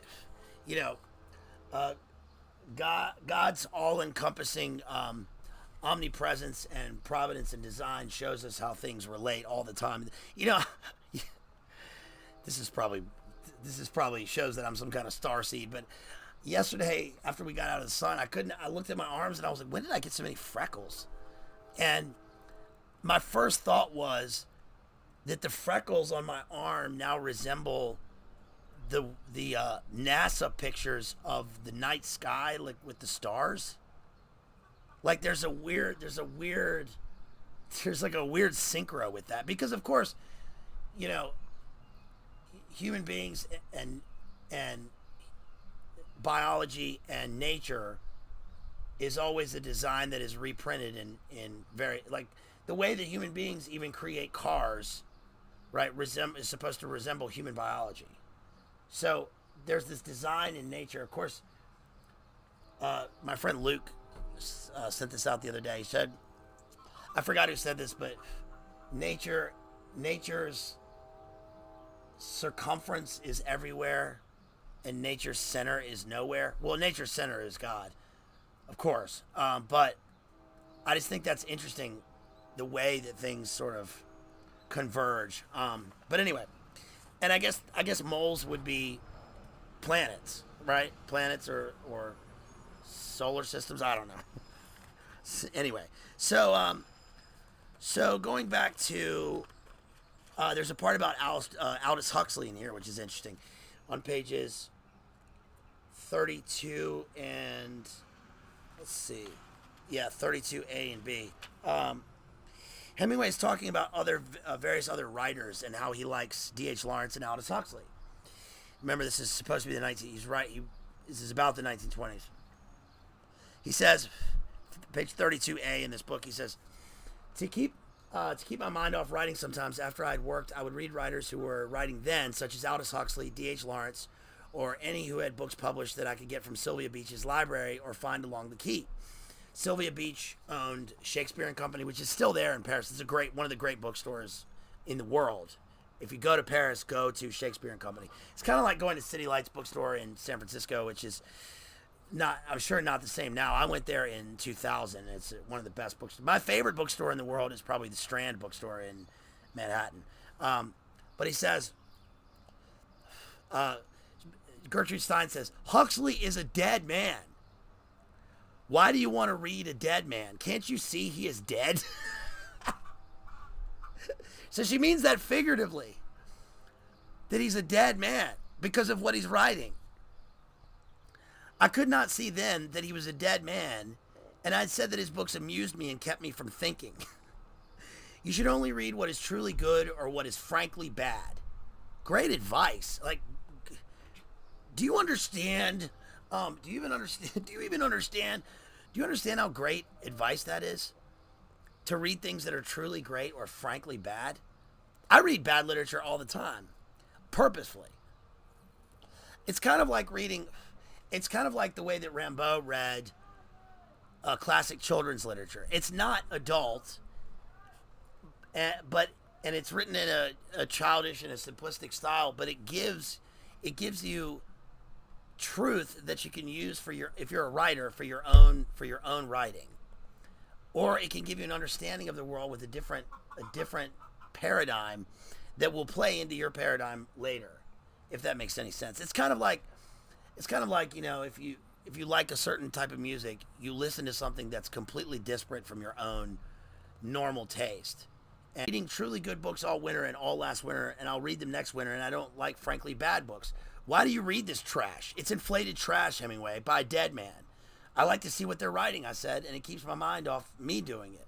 Who else do you read now? D.H. Lawrence. Remember D.H. Lawrence wrote Sons and Lovers and Lady Chatterley's Lover. He also wrote the poem The Piano and the Rainbow. He wrote The Rainbow. D.H. Lawrence is one of those writers that I always felt like I should get into and that I should appreciate. I do appreciate, but that I should like. But I've never been able to like D.H. Lawrence. I just never have taken to his writing. It's not like electric enough for me. D.H. Lawrence, he wrote some very good short stories, one called The Prussian Officer. I tried to read his novels. He's impossible. He's pathetic and preposterous. He writes like a sick man. Maybe that's why I never liked him, because of what Gertrude Stein says. I like Sons and Lovers and The White Peacock, I said. Maybe that not so well. I couldn't read Women in Love. If you don't want to read what is bad and want to read something that will hold your interest and is marvelous in its own way, you should read Marie Belloc Lowndes. There's Belloc again. There's the name Belloc. I'd never heard of her, and Miss Stein loaned me The Lodger, that marvelous story of Jack the Ripper, and another book about murder at a place outside Paris that could only be Les Bains. They were both splendid after-work books, the people credible, and the action and the terror never false. They were perfect for reading after you had worked, and I had read all the Mrs. Belloc Lowndes that there was. But there was only so much, and none as good as the first two, and I never found anything as good as for that empty time of day or night until the first time Simon books came out. So, interesting that The Lodger, remember we discussed The Lodger kind of in parallel with our own I did a Jack the Ripper stream last September or October. I think The Lodger is the one that they made the film of with Christopher Plummer. I think that's The Lodger. Of course, Lodger is a pun there because he's a lodger in a I guess a doss house, but he's also like a Masonic lodge member, which is the inspiration for Alan what's his name? Alan Moore's book Alan Moore's From Hell. The Lost Generation. Here's The Lost Generation, pages 34 and 35. She was angry at Ezra Pound because he had sat down too quickly on a small, fragile, and doubtless uncomfortable chair that it is quite possible that he had been given on purpose and had either cracked or broken it. That he was a great poet and a gentle and generous man and could have accommodated himself in a normal-sized chair was not considered. The reasons for her dislike of Ezra, skillfully and maliciously put, were invented years later. She skipped the rest. She says, the patron had said to him, you are all a generation perdue. That's what you are. That's what you all are, Miss Stein said. All of you young people who served in the war. You are a lost generation. Really, I said.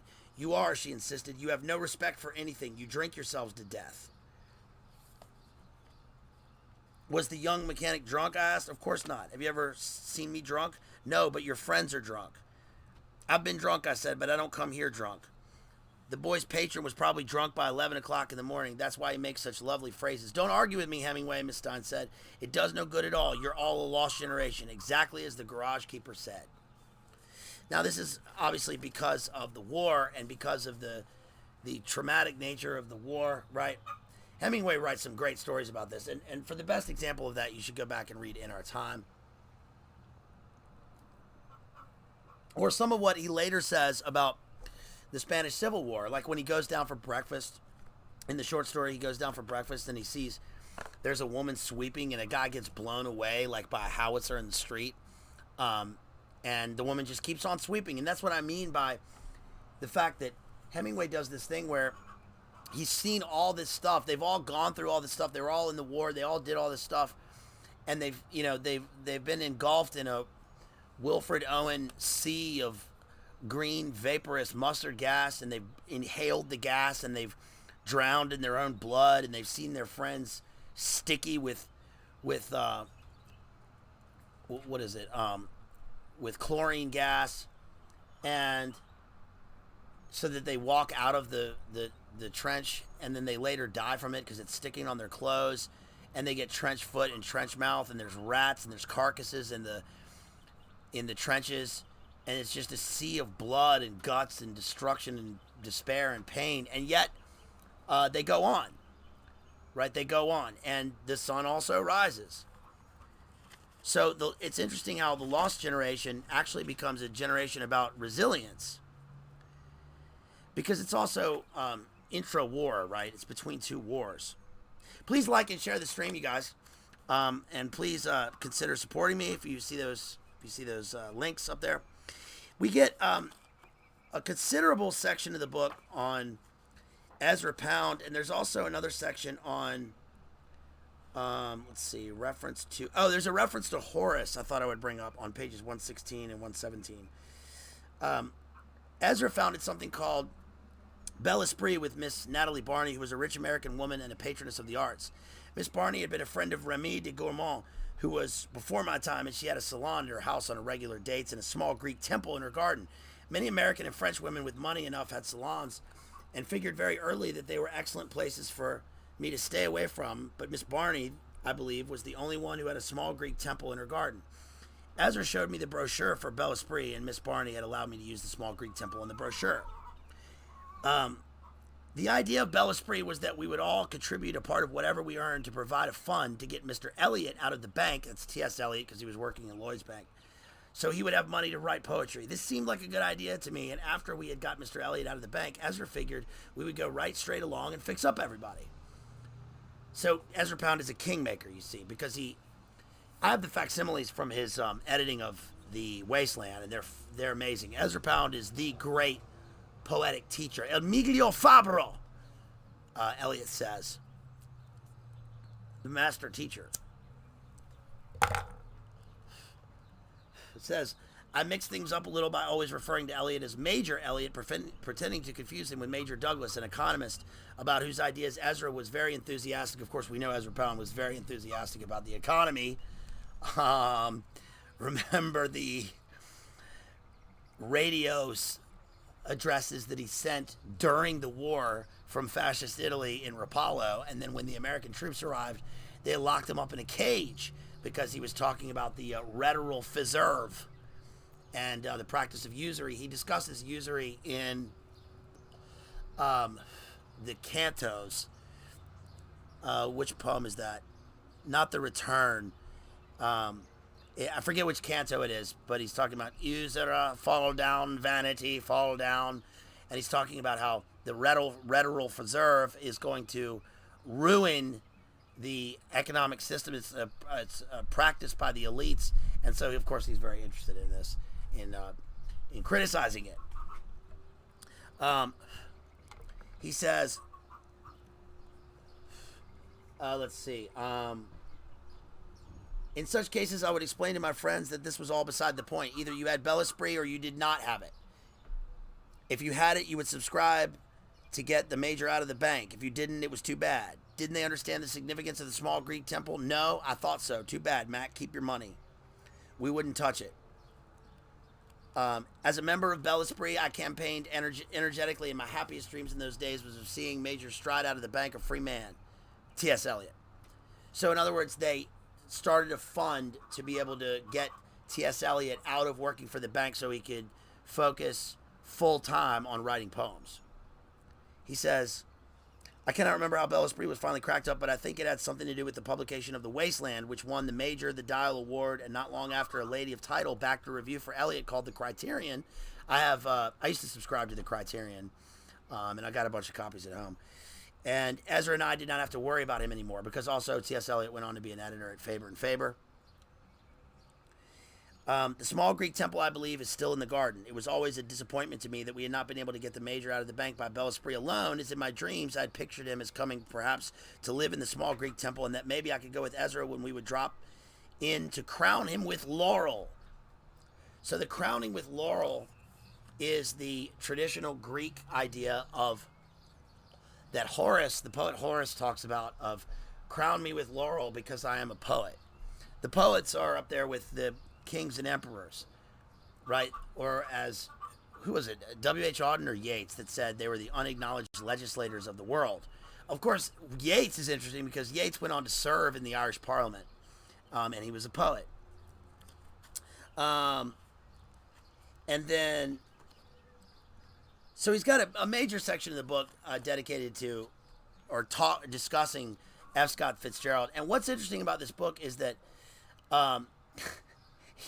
my favorite line in the book is he's talking about he was a hypochondriac essentially, but we know that, especially now looking back in hindsight, we know that F. Scott Fitzgerald and Zelda were champagne alcoholics, which is really shows more about the lost generation than any other image or situation. Because to be a champagne alcoholic means that it's like what Gertrude Stein was saying about reading great books and bad books. It's like you drink the richest alcohol, but you suffer the most.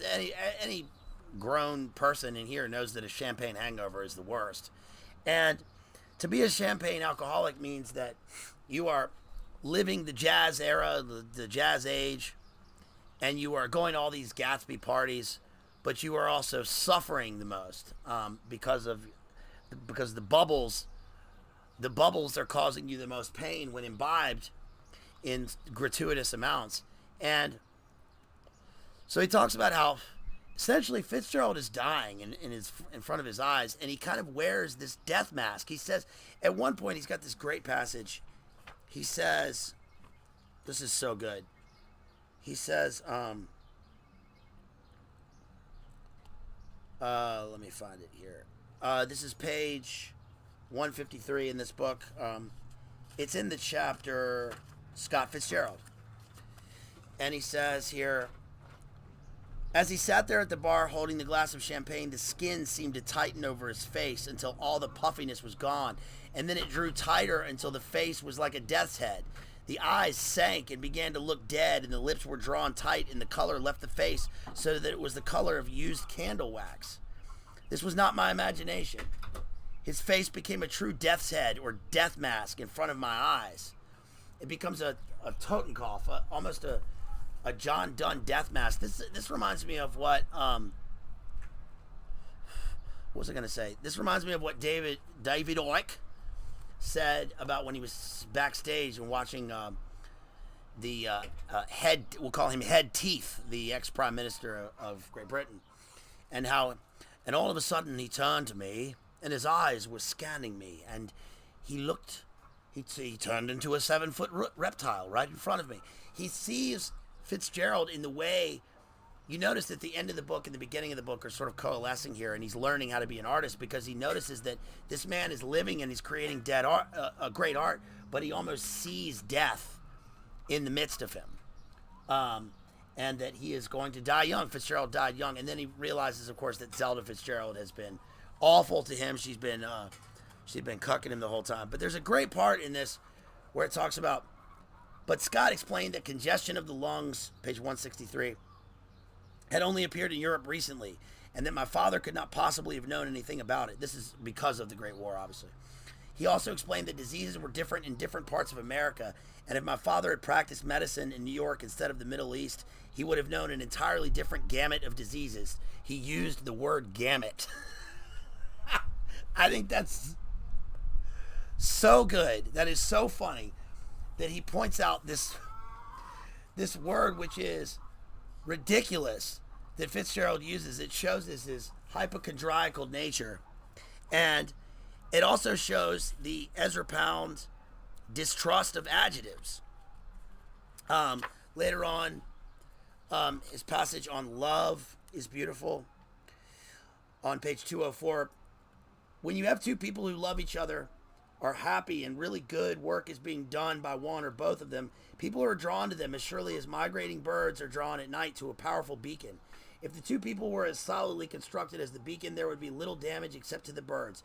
Those who attract people by their happiness and their performance are usually inexperienced. They do not know how not to be overrun and how to go away. They do not always learn about the good, the attractive, the charming, the soon beloved, the generous, the understanding rich, who have no bad qualities and who give each day the quality of a festival, and who, when they have passed and taken the nourishment they needed, leave everything deader than the roots of any grass Attila's horse hooves have ever scoured. The rich came led by the pilot fish. So one thing that leads us into The Sun Also Rises, which I'm going to do a brief analysis of. Again, I'm not doing I'm not going to say this anymore, but I'm not doing reviews where I'm like giving ratings on classic books. I'm trying to do deep analysis here, which is deconstructing the form and content of the work to talk about the philosophical endgame and the metaphysical paradigms and consequences of the work as a whole and in its specific parts, which is completely different. And I think that his part right there in A Moveable Feast about, especially about the rich as pilot fish, one thing that happens in The Sun Also Rises is that you notice that Hemingway, Jake Barnes, the protagonist in the book, is the only one who works in the book. He's a journalist, and he makes a point of saying that, like, journalists in the 1920s, because the book was published in 26, and he's a sports journalist, and he becomes a war correspondent. Journalists are only seen to be uncouth if they are seen working. Part of it is networking and not working, which is so true of many different jobs now, right? But especially because he's surrounded by the very rich and the very poor. But one thing that comes out of this, he's not quite middle class. In fact, The Sun Also Rises and A Movable Feast are continuously about his hunger. And he says that his hunger, his physical hunger as an artist, pushes him to create characters who are hungry for life. And I think that is so important. That is so significant, because one thing that he does is he gets to be so hungry, physically hungry, starving. He's a starving artist, that he starts to dream about the characters that he's creating in his narratives, and that when he goes to the cafe to write, he has to chisel away at his pencil, and he sits there and writes. It's the only place that's warm for him to write, while Hadley's back at the apartment with the baby. And he says that his mode of being transfers through osmosis into the characters that he's creating. And the characters are so different from his own life, but the things that they feel and the hunger for life, their nature, gets transferred from his physical hunger. And that occurs in The Sun Also Rises. But one thing that's also especially prevalent is the fact that when he's hanging out with these really wealthy people, you notice that they never pay for anything. He's always left paying for things, and he's the only one with a job, and they can afford it. He hangs out with these counts and countesses and, ladies and lords and all this stuff in high society. And they appreciate him for his insights and his intellect. But they don't ever pay for anything, because even the thought of having cash to them is petty, right? And so it's left to the only guy who can't afford it to pay for stuff. Now, that allows him to make his way into their society and to be informed in terms of the narrative. But I think that's pretty important. What's Roscoe say? Only spurious segment of this work is Hemingway's statement that Dostoevsky is a terrible writer. Well, it depends on what you mean by terrible. And also, that's not Hemingway saying that. He's relating it through someone else. Now, Hemingway does sort of share that thought, but that's not really that problematic when you consider what I said at the beginning of the stream about my own thoughts about Hemingway. That by terrible, he doesn't mean he's a bad writer. He means he writes about terror. Now, he also, of course, the pun is supposed to be literal. I mean, it's supposed to be a literal statement. But what he's saying there is that, in my own interpretation, is that when you are... Okay, so the way that Hemingway starves, but he's in Paris, and Paris is the great city, that's near... It's in the same cosmos as the brokenness of World War I that has just happened, right? We've got this dichotomy of place, which creates this sort of dichotomy of spirit. And so we have the lowest, who are in the trenches and dead, and him seeing this, and all of a sudden he's in Paris with living the high life, or around people that are living the high life. And the only thing that spurs him as a writer really is, or one of the things, is his hunger, his physical hunger. We all know that the great writers or the great artists create the greatest art in places where the climate, especially where the climate and even the geography, the contours of the earth are harsh. That's why we get a lot of great poets who write snowblind, or they write about war, or they write about the war of love, right? It's about the tension in the fallen world. And Dostoevsky, of course, is writing in the freeze of the Russian winter, or or he's the underground man, right? Or he's writing about jail, or he's writing about crime and punishment, just on a basic level. Or he's writing about murder in the Brothers Karamazov, or what have you. But what I'm saying is that he's a terrible writer because he's writing about the terrors of life. Now, Hemingway's own appreciation of I can't speak for him. I mean, we've only got what's in the text here, but I just feel like that's how I felt about Hemingway, that at times, I go through periods where I really don't like him as a writer. And I see why other people think he's a great writer, but it takes a sort of a journey of the mind to understand the impact on one's own soul of the words. Also, consider that you also have to consider the time, that a lot of times there's, Dostoevsky isn't old to us as he would be to Hemingway writing in the 1920s. The two time periods are so close, and yet there's this here's your word, there's this abyss that exists between them. There's an abyss in terms of the way what the world has done, right, from the 19th century into the 20th century, especially post World War I. And so it's hard sometimes for the generation that's most recent to the previous generation to understand the impact that they had on them. So, for instance, this is why, I was watching, this is a weird comparison, but I was watching Cocktail last night with Tom Coombe. I wasn't with Tom Coombe. I was watching Coombe Tales and Dreams. I was watching Tom Coombe in Coombe Tale.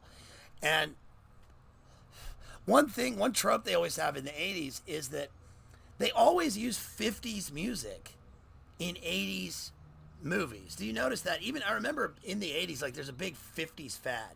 And that's because they don't want to use the same boomer music from the immediate generation before them. So they go back to the one that's kind of two away. Right? So it's it takes a while. Whereas in the 90s, there was a lot of the 90s that was about the 60s. That's why they got Eddie Vedder to sing for Jim Morrison at the Rock and Roll Hall of Fame ceremony, right? They have somebody from the 60s and they have somebody in the 90s. And it kind of skips the whole 80s, 50s thing. So it's you always skip a generation and go one behind. But it takes a while to catch up. Yeah, credit to my sister for that. Coombe Tales and Dreams. She came up with that title. By the way, what is Tom Coombe in that movie? He's the last bar poet. He's a poet in the movie. Remember, he's always standing on the bar and he's reciting poems, which is kind of a Viking thing, actually. He almost becomes a scop, Beowulfian scop in the film, which is interesting. That film, we need to do an analysis of that film because it's deeper. It's actually a deeper film than it lets on. Of course, it's a classical comedy because it ends in a wedding, and there's a post-wedding scene where he recites a poem to his unborn children who were then going to be twins. So it's a classical comedy. So just a kind of a brief analysis of The Sun Also Rises. The Sun Also Rises is about Jake Barnes, who is a character living in 1920s Paris with all these expats. And he suffers from an unnamed war wound. And the war wound, of course, has left him impotent. So a lot of the focus on the book becomes this sort of Freudian psychological look at sexuality. I mean, you notice the last paragraph of the book, which I'll discuss in a minute, is the sun also rises. The sun, meaning he can produce a son. Also, that the sun is male, and the sun rises again, so he is no longer, we think, impotent in the book. But that's not really the focus of the book. The focus of the book is about how despair can be, in my opinion, despair can be conquered by living life. It's this zest for life, and it's not. He finds himself in the midst of many degenerate characters in the book, but he transcends that through his creating art. He's writing. He's a journalist in the book, but he's writing. And he's the only one in the book who's ever producing anything, which is interesting because he can't produce in terms of his life force, but he can produce in terms of his artistic force. The iceberg theory gets mentioned on page 34. The book also begins with the discussion of this character, Robert Cohn. I thought that was interesting because I kept thinking of Roy Cohn. But Robert Cohn is a character in the book who is a boxer and who ends up beating up the matador that they meet in Spain. They go to Pamplona and then they go to Spain. Harold Bloom has a lot to say about this book, which I can't really cover in this stream because I don't have my Harold Bloom book here also to cite. But Harold Bloom talks about it in the American canon, about how Ernest Hemingway, and especially the scene where they go to the Pyrenees, because the Pyrenees, they go to this mountain range between France and Spain, and it represents this lull, it's a peak and a lull in terms of the human connections in the book, but also it shows the horizon beyond. It shows that there's a land in between, and you sort of traverse the peaks and the valleys of life, and then you keep going, you keep living. On page 34, he says, let's see.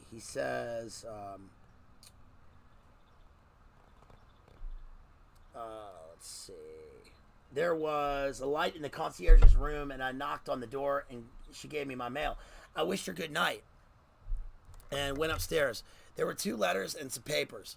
I looked at them under the gaslight in the dining room. The letters were from the States. One was a bank statement. It showed a balance of $2,432.60, which is like $2 bazillion now, right? No, but it's, he's the only one who talks about he's even conscious of his bank statements. I got out my checkbook and deducted 4 checks drawn since the first of the month and discovered I had a balance of $1,832.60. I wrote this on the back of the statement. The other letter was a wedding announcement. Mr. and Mrs. Aloysius Kirby announced the marriage of their daughter, Catherine.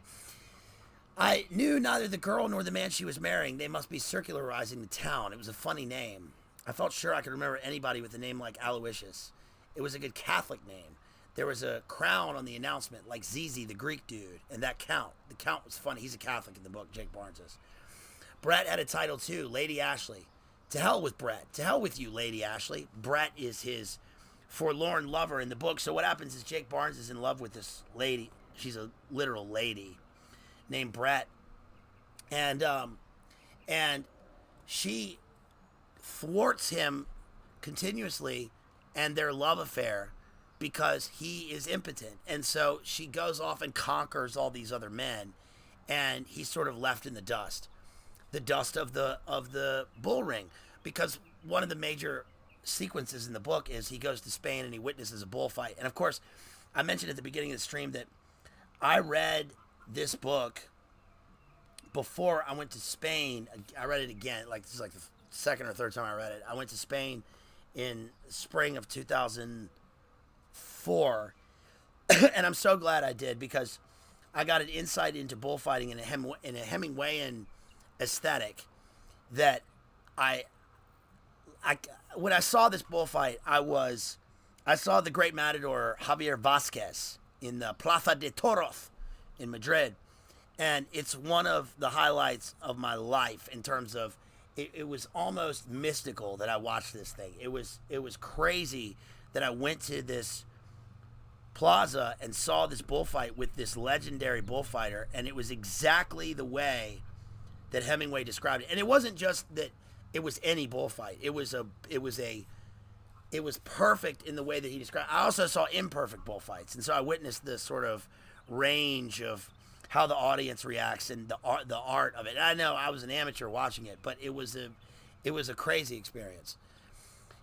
I lit the lamp beside the bed, turned off the gas, and opened the wide windows. The bed was far back from the windows, and I sat with the windows open and undressed by the bed. Outside, a night train running on the streetcar tracks went by carrying vegetables to the market. They were noisy at night when you could not sleep. Do you notice what he does here with his writing? He gives you concrete details in declarative and complex sentences that produce a unity in variety. You know that when you have longer paragraphs in Hemingway, we've talked about this before, but when you have longer paragraphs in Hemingway, you're going to get place names, location names, and a real insight into the concrete details of the place and of what that is supposed to stand for, what the character is feeling here. I need orthopedic sunglasses. I need some sunglasses like, who was I watching recently that had cool sunglasses? Oh, I need sunglasses like Hugh Grant wears in the new Guy Ritchie movie. Have you guys seen the new Guy Ritchie movie? I want some of those. What are they? They're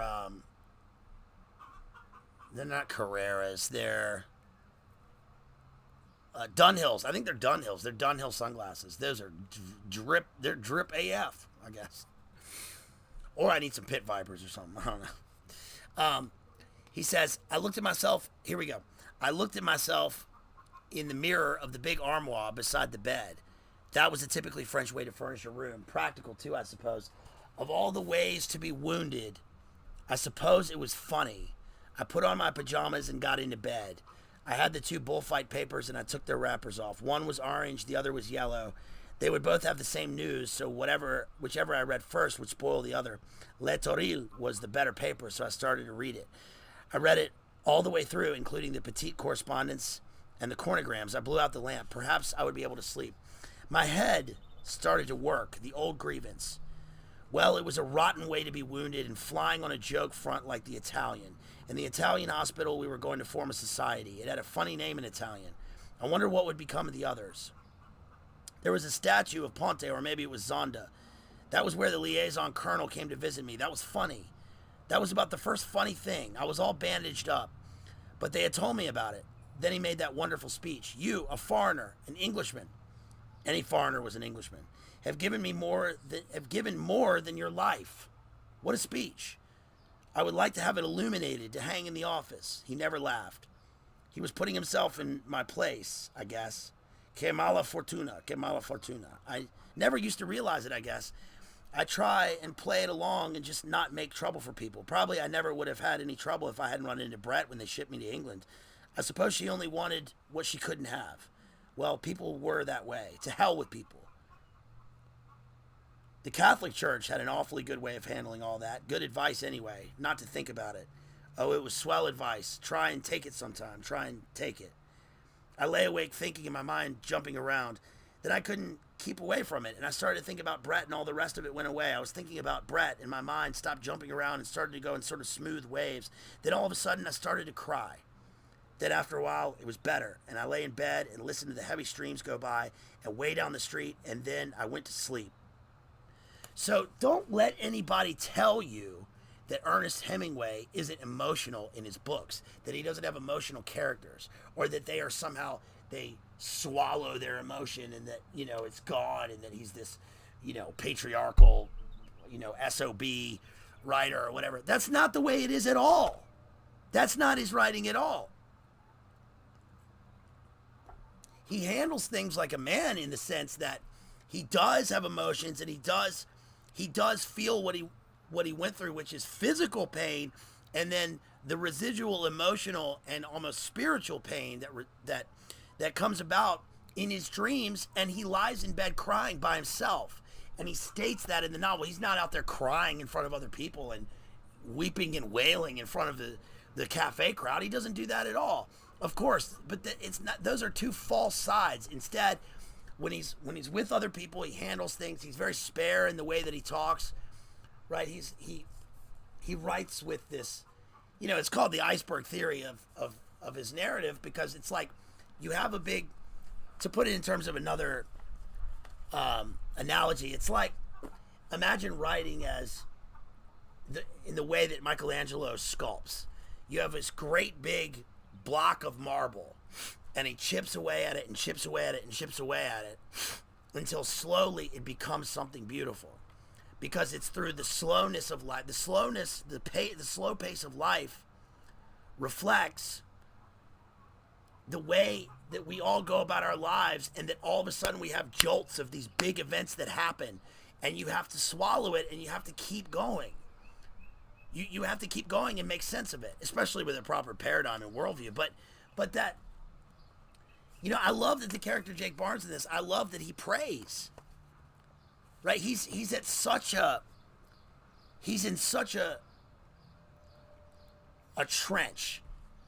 Right? He sees himself back in the trench, but he doesn't talk about the trench. He doesn't talk about, oh, I saw him. He doesn't tell us what happens. He simply shows us. The image of him standing in the mirror and looking at himself, instead of it being what we always see in literature, which is the broken mirror and the fractured mind, instead of that, what we're seeing here is the broken man in the reflection in the mirror, the fracture. He sees the gashes of the landscape of World War I and trench warfare in his body because he now is a trench. Does it make sense what happened to him? He's lost his manhood. At least he's lost his ability to produce. Because at the end of the movie, he seems able to do that again. But maybe it's just affected his organs or it's affected his insides.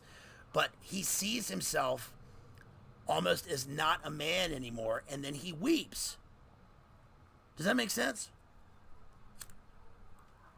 It's so simplistic and yet so complex at the same time, because that's how life is. That's how it is trying to compute any event in your life. I just love his showing instead of telling, right? The way that he has this iceberg, which is, we see it on the surface, but the subtext is the greater part of the iceberg. It's the things between the lines, which is so brilliant for writing, because you're literally reading lines on a page, but you're supposed to read between the lines for subtext, for meaning, for figurative meaning, for insight, for this almost mystical vision, this sort of metaphysical understanding of the world. But it's what's not spoken. It's what's showed in the literature. Can you tell I've come to appreciate Hemingway? I mean, and again, it's not through a first reading or anything. I've read this book a number of times, and probably the third time I read it, I was super annoyed by the book. I was just, I just, there's something about it that rubs me wrong. I guess it was the sort of ultra modernist viewpoint. But of course, that's not him. That's the way that critics think about him. Now I sort of feel like I've broken through that. The expatriate life, he talks about that on page. Oh, hold on. Before I get to that, let me talk about ellipsis. On page 60 and 61. My dear, I'm sure Mr. Barnes has seen a lot. I don't think so, sir. Sir, I've seen a lot too. Of course you have. My dear, Brett said. I was only ragging. I've been in 7 wars and 4 revolutions, the Count said. Soldiering, Brett asked. Sometimes, my dear. And I've got arrow wounds. Have you ever seen my arrow wounds? Let's have a look at them. The Count stood up, unbuttoned his vest, and opened his chest. He pulled up the undershirt onto his chest and stood, his chest black and his big stomach muscles bulging under the light. You see them? Below the line where his ribs stopped were 2 raised white welts. See on the back where they come out, above the small of the back, were the same 2 scars raised as thick as a finger. I say, those are something. Clean through. The Count was tucking in his shirt. Where did you get those? I asked. In Abyssinia when I was 21 years old. What were you doing? Were you in the army? I was on a business trip. I told you he was one of us, didn't I? Brett turned to me. I love you, Count. You're a darling. Don't make me very happy, my dear, but it isn't true. Don't be an ass. You see, Mr. Barnes, it's because I've lived very much that now I can enjoy everything so well. Don't you find it like that? Yes, absolutely. I know. That is the secret. You must get to know the values. Doesn't anything ever happen to your values, Brett asked. No, not anymore.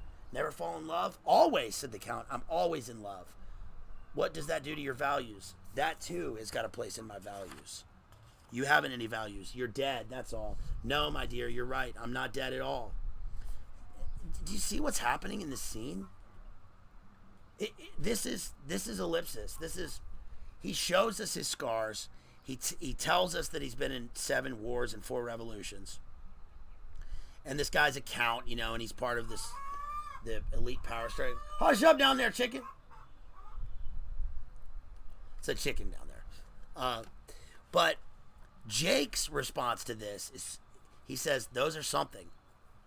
That's all he needs to say. Because we know that Jake knows that he understands that the physical scars are just they're just the tip of the iceberg. They're just the thing that we see for the mental, emotional, spiritual, deeper scars that he doesn't talk about in the book. Expatriate life, he mentions on, let's see, page 109. You're an expatriate. You've lost touch with the soul. You get precious. Fake European standards have ruined you. You drink yourself to death. You become obsessed by sex. You spend all your time talking, not working. You're an expatriate, see? You hang around cafes. It sounds like a swell life. When do I work? You don't work. One group claims women support you. Another group claims you're impotent. No, I said. I just had an accident. Never mentioned that, Bill said. That's the sort of thing that can't be spoken of. Do you see? It can't be spoken of. That's what you ought to work up into a mystery, like Henry's bicycle. He had been going splendidly, but he stopped. I was afraid he thought he had hurt me with that crack about being impotent. I wanted to start him again. It wasn't a bicycle, I said. It was riding horseback. I heard it was a tricycle. Well, a plane is sort of like a tricycle. The joystick works the same way. But you don't pedal it? No, I guess you don't pedal it. Let's lay off that, Bill said. All right, I was just standing up for the tricycle. I think he's a good writer too, Bill said, and you're a hell of a good guy. Anybody ever tell you were a good guy? I'm not a good guy. Listen, you're a hell of a good guy, and I'm fonder of you than anybody on earth. I couldn't tell you that in New York. It'd mean I was a F-slur. That was what the Civil War was about. Abraham, he goes into talking about Abraham Lincoln. But the thing is that he was injured in the war in the plane, and then he makes light of it, talking about it's a tricycle. But everybody has a different impression of how he was injured, right? Let's see. The bullfight also functions as an outward symbol of his Freudian impotence, or it's supposed to be juxtaposed against that, and that's the reason he admires the bulls. But more than that, it's again because it's called The Sun Also Rises, and he's in the land of the setting sun. He's in the land of the Hesperides, the Greek name for the land of the setting sun. And because at the end of the book, there is hope. The character Jake Barnes always has this sort of hope in the back of his mind. The name of the bullfighter, of course, is Romero. And we get grace under pressure and purity of line. This is a great passage. I'm just going to read this briefly. Page 153 at the bullfight. He says, Romero never made any contortions. Always it was straight and pure and natural in line. The others twisted themselves like corkscrews, their elbows raised, and leaned against the flanks of the bull after his horns had passed, to give a faked look of danger. Afterward, all that was faked turned bad and gave an unpleasant feeling. Romero's bullfighting gave real emotion because he kept the absolute purity of line in his movements and always quietly and calmly let the horns pass him close each time. He did not have to emphasize their closeness. Brett saw how something that was beautiful done close to the bull was ridiculous if it were done a little way off. I told her how since the death of Joselito, all the bullfighters had been developing a technique that simulated this appearance of danger in order to give a fake emotional feeling while the bullfighter was really safe. Romero had the old thing, the holding of his purity of line through the maximum of exposure, while he dominated the bull by making him realize he was unattainable while he prepared him for the killing. You've never seen him do an awkward thing, Brett said. You won't until he gets frightened, I said. He'll never get frightened. He knows too damn much. That's amazing. It's an amazing passage. And that's so true about the bullfight. That's what I saw with Javier Vasquez. On page 217, we get the hotel is called the Hotel Montana, which is supposed to be symbolic of the West, and where the new woman, the feminist new woman, Brett, abandons the matador or sleeps with the matador, and then they break up. The matador gets in a fight with Robert Cohn, but the matador wants her to be trad. He wants her. She's got a flapper bob. She's got her hair cut short, and he wants her to grow her hair out to look more feminine, and she won't. She won't do it, and so they split up. And then there's a passage in here. He holds her small and trembling like the climactic scene in Ethan Frome.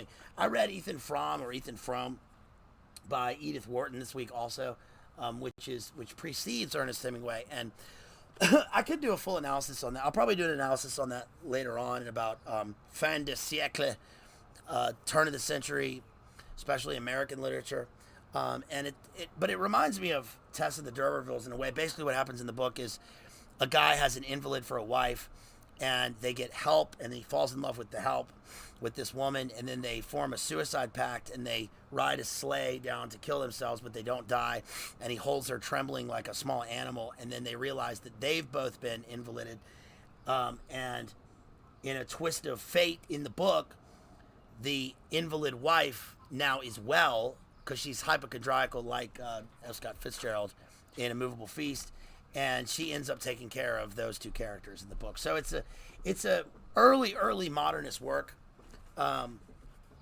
Also, the bullfighter Romeo Romero, right? He's supposed to be like masculine love in this.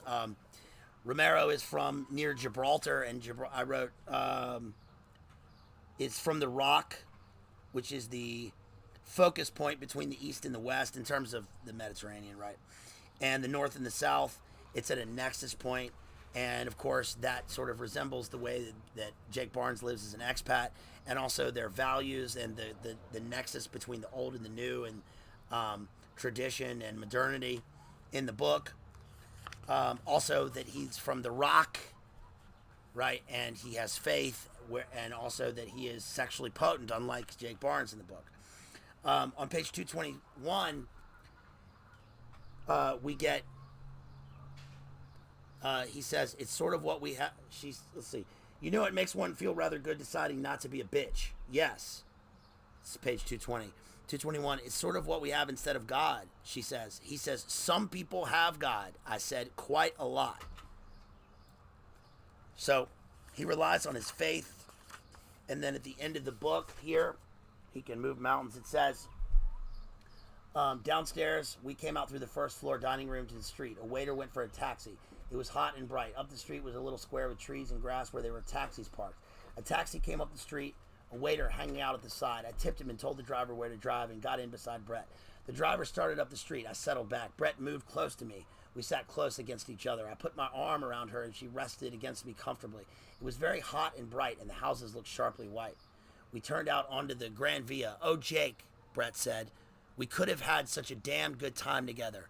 Ahead was a mounted policeman in khaki directing traffic. He raised his baton.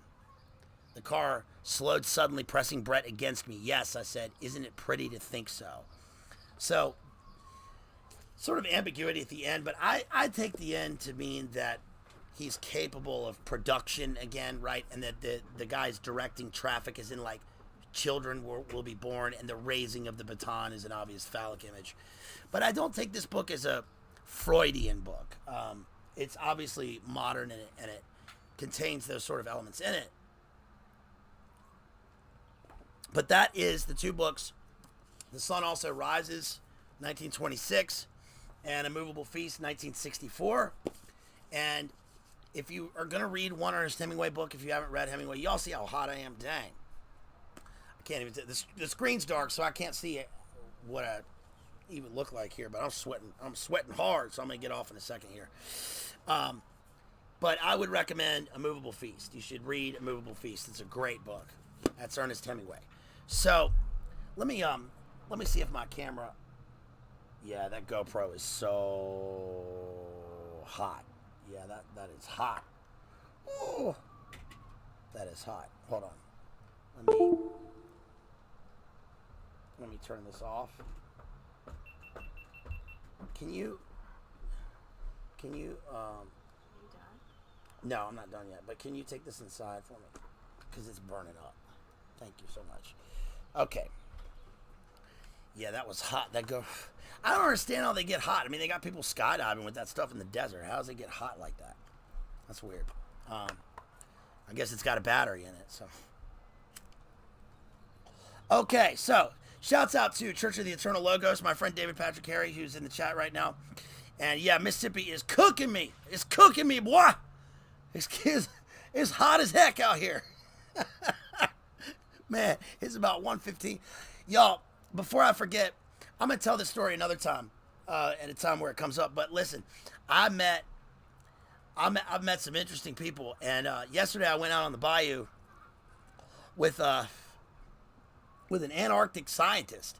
He's been working at McMurdo down in Antarctica since right after Big Nine, and of course I asked him about the pyramids and the temperate zones and all that.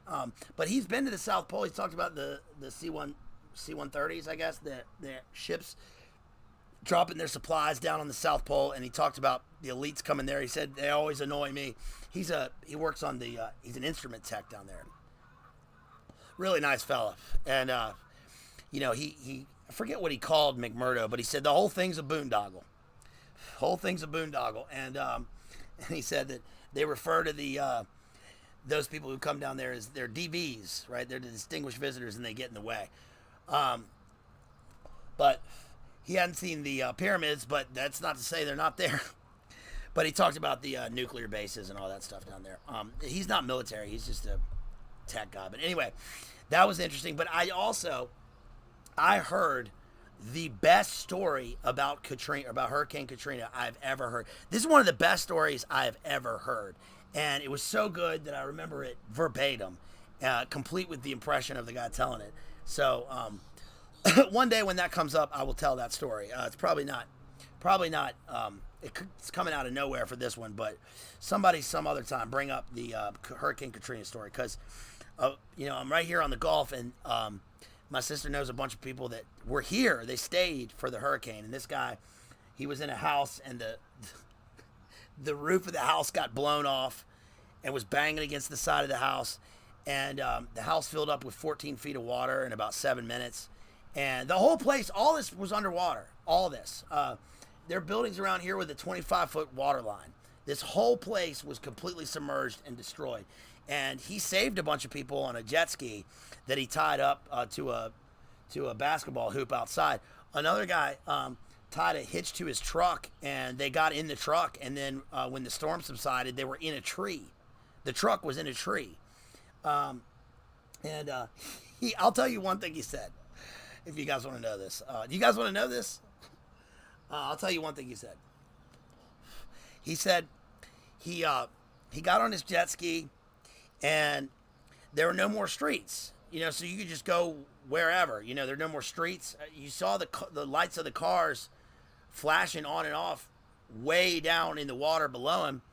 And he went off and he tried to make it out of town, out of the limits of the town, but the National Guard was there. And one of the guardsmen, they were all armed, and the guy said, "Sir, turn around right now, or else I will fire on you." And he said, well, I can't repeat what he said, but he essentially said, "This is all I own, this is all I have, and I'm getting out of here, and I got to get supplies." And the guardsman pulled a gun right in his face and said, "You have till the count of 3 before I fire on you." So he said, "Oh, to hell with that." And he turned around and he came back, and then he saw a woman floating in the Gulf miles from, there was no more land anymore, but he saw a woman floating in the Gulf miles from land, and he rode up on her on the jet ski, and he said, "Linda, is that you?" And she said, "Yeah, it's me." And he said, "What are you doing out here?" And she said, "My husband told me to meet him out here, and that son of a bitch ran off. I don't know where he is, whether he lived or died." So he said, "All right, hop on here." And then he took her back, and then he saw a woman crying on a front porch, and he said, "What's the matter?" And she said, "Well, my husband left, and I think he's dead. I think he got caught in the storm, and he's dead." So he said, "All right." So he got on his jet ski, and he rode off, and he saw 4 fellas standing by a stop sign about 2 miles away, up to here in water, on high ground, up to here in water, and they were all drinking.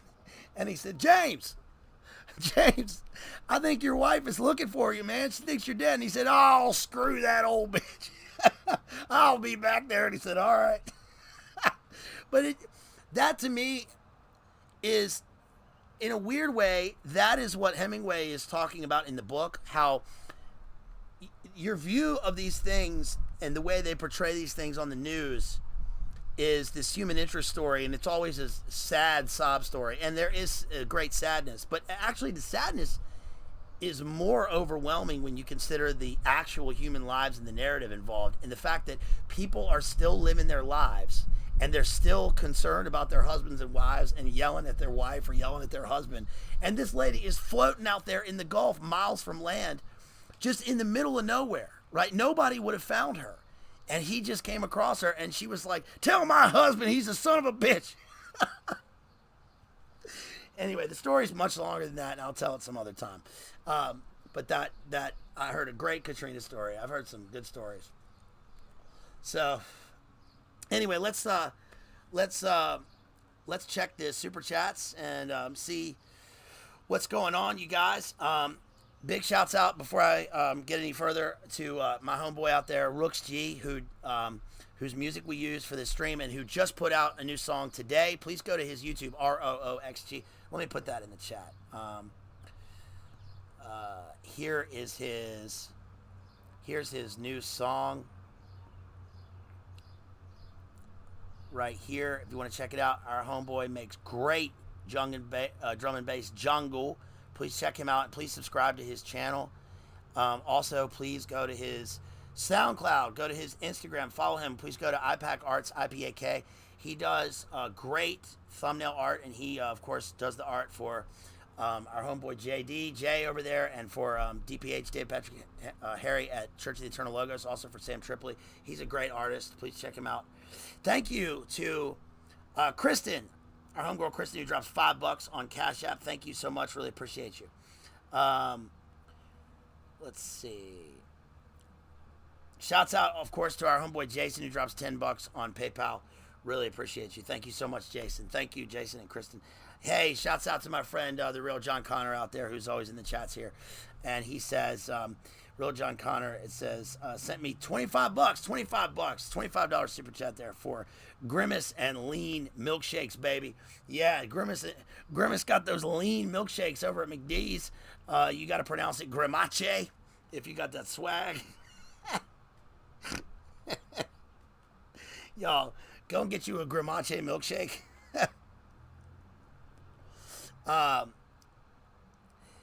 Please like and share the stream, you guys. Please don't forget to put me on other people's channels if you want to see me on there. Shouts out also to Essa. Essa gave me $5 on Cash App. I don't know if I got to Essa last time. And we got some super chats that I'm about to read in a second on YouTube.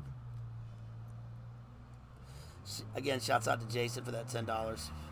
This thing is slowing down because of the battery here. Shouts out to Scott Booth, also to Scott for that $5 on PayPal. Really appreciate you, Scott. And also to Kira, who donated $5 on PayPal after the last stream, after we were shut down. Thank you to Kira. Really appreciate you out there. And shouts out to Alan, who sent $15 on PayPal. And I think I got to Evan last time. Shouts out to Evan for that $20 PayPal. Really appreciate you. Thank you so much. Let's see if we got any super chats.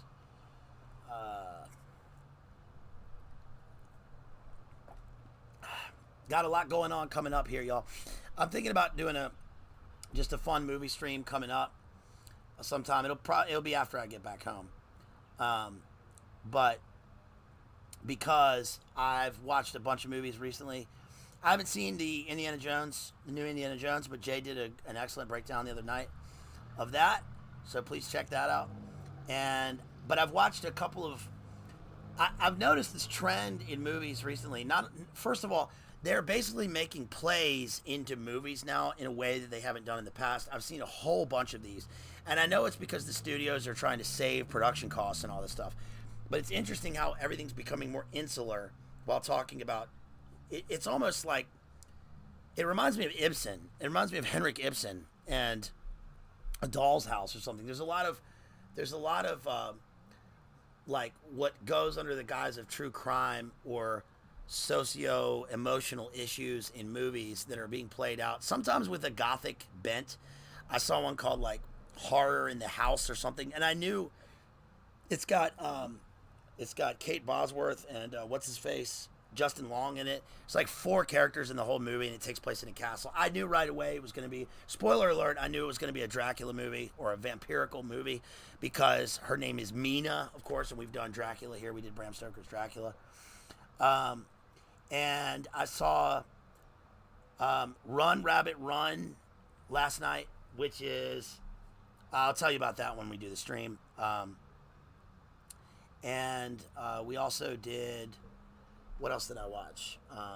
Run Rabbit Run and Barbarian. I need to talk about Barbarian. I think somebody sponsored a stream on Barbarian, so we need to do that. Also, we need to do a Kurt Russell stream because somebody, I think it might have been Pim, forgive me for not remembering who it was, but somebody dropped in the chat a while back that they wanted a Kurt Russell stream. It was when I was doing the fire sale. So we need to do a Kurt Russell stream. And so we'll do that. Let's see. Computer's slow because of the battery here, you guys. So I think that's about it for today. So thank y'all for being here. Really appreciate you. Love y'all. And the next time I get back to you will be when I'm back home.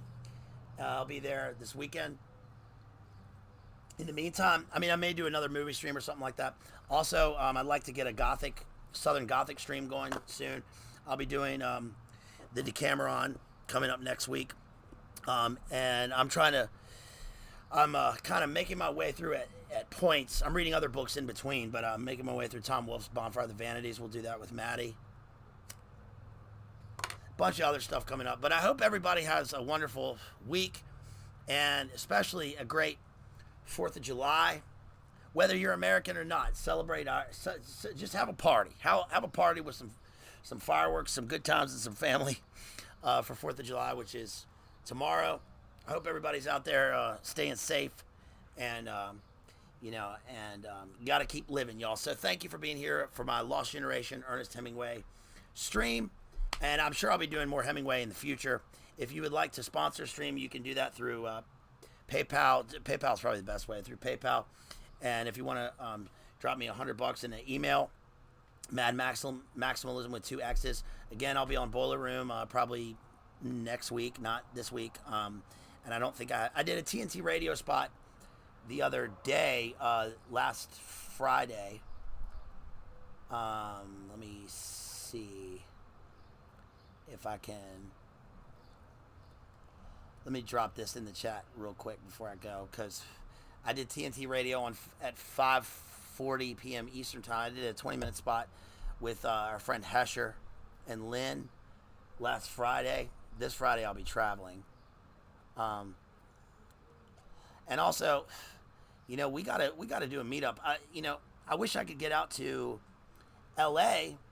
this Thursday to see Jay and Jamie and Jamie Kennedy and their event. That's going to be awesome. If anybody's on the best coast out there as opposed to the Beast Coast, go on out there and check them out. Let's see. So let me just drop this link real quick, you guys. If my computer will open. This is let's see. Yeah, this is the link for what I did last Friday. It takes forever. There we go. So this is last Friday with Hesher and Lynn. And we talked about Barbie. Basically about Barbie, the Sigma memes, and the kind of nexus point in the Sigma memes between Barbie and Oppenheimer, which is coming out. And so, yeah, please, I'm gonna drop it one more time. Check that out. And I guess that's about it, you guys. So thank you for being here. Really appreciate y'all. Let's leave it with Rooks G and cut off his new album. This is Cellular Genesis, Rooks G. All right, this is our homeboy. Thanks, everybody. I love y'all. Keep on living out there. Stay cool. And peace.